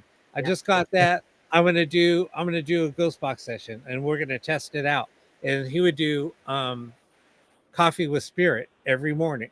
Yeah, he would do a Facebook or a YouTube video, said Coffee with Spirit, and then he would do a video. Then the next day, next week, he was like, "Oh, I just got a Sanjan hack shack or hacked radio. That's try when I liked watching him, because it was he just turned the thing on and whatever happened. Yeah. But his tactics were the same back then. Same questions, same guy using a radio. And here's the thing. Another thing I want to say in Steve's defense is all of these guys, Rob himself, Holte, Fernandez, all these guys that are out here making boxes have made a lot of money off of people who follow Steve Huff. Don't They say have. his name They've. until I That- get my money that- back. I'm not going, Rob, you made a lot of money. I'm just saying Well, that because of the people that Steve have brought in, they started this search to find ghost box. So they went out and found guys who made boxes and they put their orders in. There is no way possible that any ghost box builder in this day and age in the paranormal can tell me that they have not made money off Steve Huff and Zach Bagans. Fuck you if you do. Absolutely, they did. They did. And the funny thing is like it was like a group of us. There was 9 of us in that group. We had a private Facebook group, and we would just go in and fucking just all the hate, everything that was that motherfucker. This is what he's doing today. That motherfucker, this, that mother, that's what we would do. We would just spew on, it was. Wait, I don't want to say who it was, Dave. but You know, it Dave reminds knew me who of it me. was. Dave was reminds even me- part of that group for a little while, and then Dave was like, you know what, fuck these guys. it I reminds- nothing to do with. I didn't want nothing to do with the battles with people. I still don't. No, I call Woolworth and those guys because they were such douchebags back to me in the day. I remember them because they were such fucking assholes to me. The beef that I had with and Jeremy Jones and myself, that's how we met. We got into a fight, and we became great friends over it. You know what I mean? Two people in the same direction doing totally different things. I have nothing but respect and love for Jeremy. He does what he does. That's not what I do, but we still meet in the middle as cool people and just go our separate ways at the end of the day. You know what I mean? I'm not out here with a picket sign. I'm not that Christina fucking idiot with a picket sign telling people not to do anything. You make your own selections along the way. But the beef I had with Rob was I just walked into that. I wasn't. I was. I just walked in. Speaking of frauds and fights in the ITC, England and Spain. There's another couple of voice. Okay, let's take another box builder real quick. I want to finish on this story. Wait, first do the voice for me, Dave, because you know that it like makes my ever loving night. No, this is a different guy. This is a different guy. Oh, Spain Paranormal. Yeah, but it's a different guy. Mark Coltis. Mark Coltis. He builds he literally, this is what he said to me. we were friends. He was helping me become a better app builder. He builds radios. He does all this shit. And then one day he contacted me and he goes, hey, I can't have anything to do with you anymore. And I was like, why? He goes, there's so many people against you because of the things that you've said and how you do things. I can't have anything to do with you anymore. And all this in an English accent, right?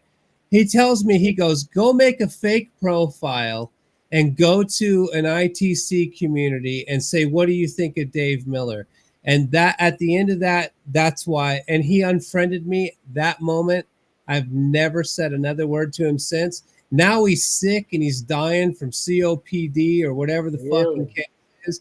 And you think I'm going to reach out to that guy? I wouldn't. Fuck that guy. He came to me and he said because the community was against me, he couldn't be my friend anymore because I spoke the truth. And I did my own thing. I wasn't out here trying to hurt Rob. I wasn't out here trying to hurt Tim Woolworth. And I didn't know that the hornet's nest was shook when I walked into it. So I was just innocent, and I'm not innocent. Let me take that back. I was innocently seeking advice from individuals, and I walked into a situation, and I literally didn't want anything to do with it. I don't want to fight people. You're not worth my energy to fucking sit out here and fight with. We're gonna fight. Let's meet up in the street and fucking throw our fists at the end of it. Let's have a drink, and we're cool. But to go back and forth all day long on the internet with people, stupid. And it was, and I think I just got caught up all in it too. And the thing is everybody started having huge ass egos, and that's why I'm like, you know what, this isn't me, because I don't have an ego. I don't think I ever have. So I just kind of walked away. Said, really good. The same way back then. I think you're a very well-mannered individual. You're not out here trying to fight people, do your shit. You were just surrounded by people that kind of helped you up to that level to fight. Oh yeah, fuck that guy. Fuck Steve Huff. No, I'm telling Hyped everybody. you up. I'm telling everybody that you can hate me all you want for supporting Steve Huff and hate me all you want for supporting Zach Bagans, but we're talking Led Zeppelin and Elvis. These guys are these are the big dogs. So I respect them for what they do. I'm not telling you to go buy their shit and support them and follow them, whatever. Right. You don't if you don't like it. The same with locations. Don't go to the Conjuring House if you don't want to. Right. But you don't try to belittle it and bankrupt somebody because you're angry because they say fuck a lot. Fuck you. Yeah, You're taking a third party's word to put a boycott on something that you've got no dog in that fight. That has nothing to do with any of us. That's between Jason and her and his daughter and his son-in-law. That's their problem, not ours. Jason didn't have shit to do with anything. No. Jason Hawk never at the Conjuring House doing any of that shit with his daughter. Wow, they didn't do anything. Oh, the only thing, his daughter was hired because she was his daughter. That's it. Oh, before anybody leaves, real quick, we just want to say, Dave, I'm going to let everybody know. If you're not friends with me and Dave, please find us on Facebook. Lorelei Blondel, it's Dave Miller. We've got something in the works, and we'll be coming out with it in a couple of weeks. So keep your eyes peeled. Come friend request us, and we'll have a like page up soon. And trust me, you guys aren't going to want to miss this. Yeah, it's gonna be cool. It's gonna be very cool. And the thing is like too is, you know, I look up to Steve because of what he's done. I mean, look at where I've changed. I came out on Dave's show and said it. You know, I mean, I kind of still haven't reached out to him. I don't know if he'll ever accept my apology, but you know, it is what it is. It is what it was. And I just think that, you know, things have changed. People have grown.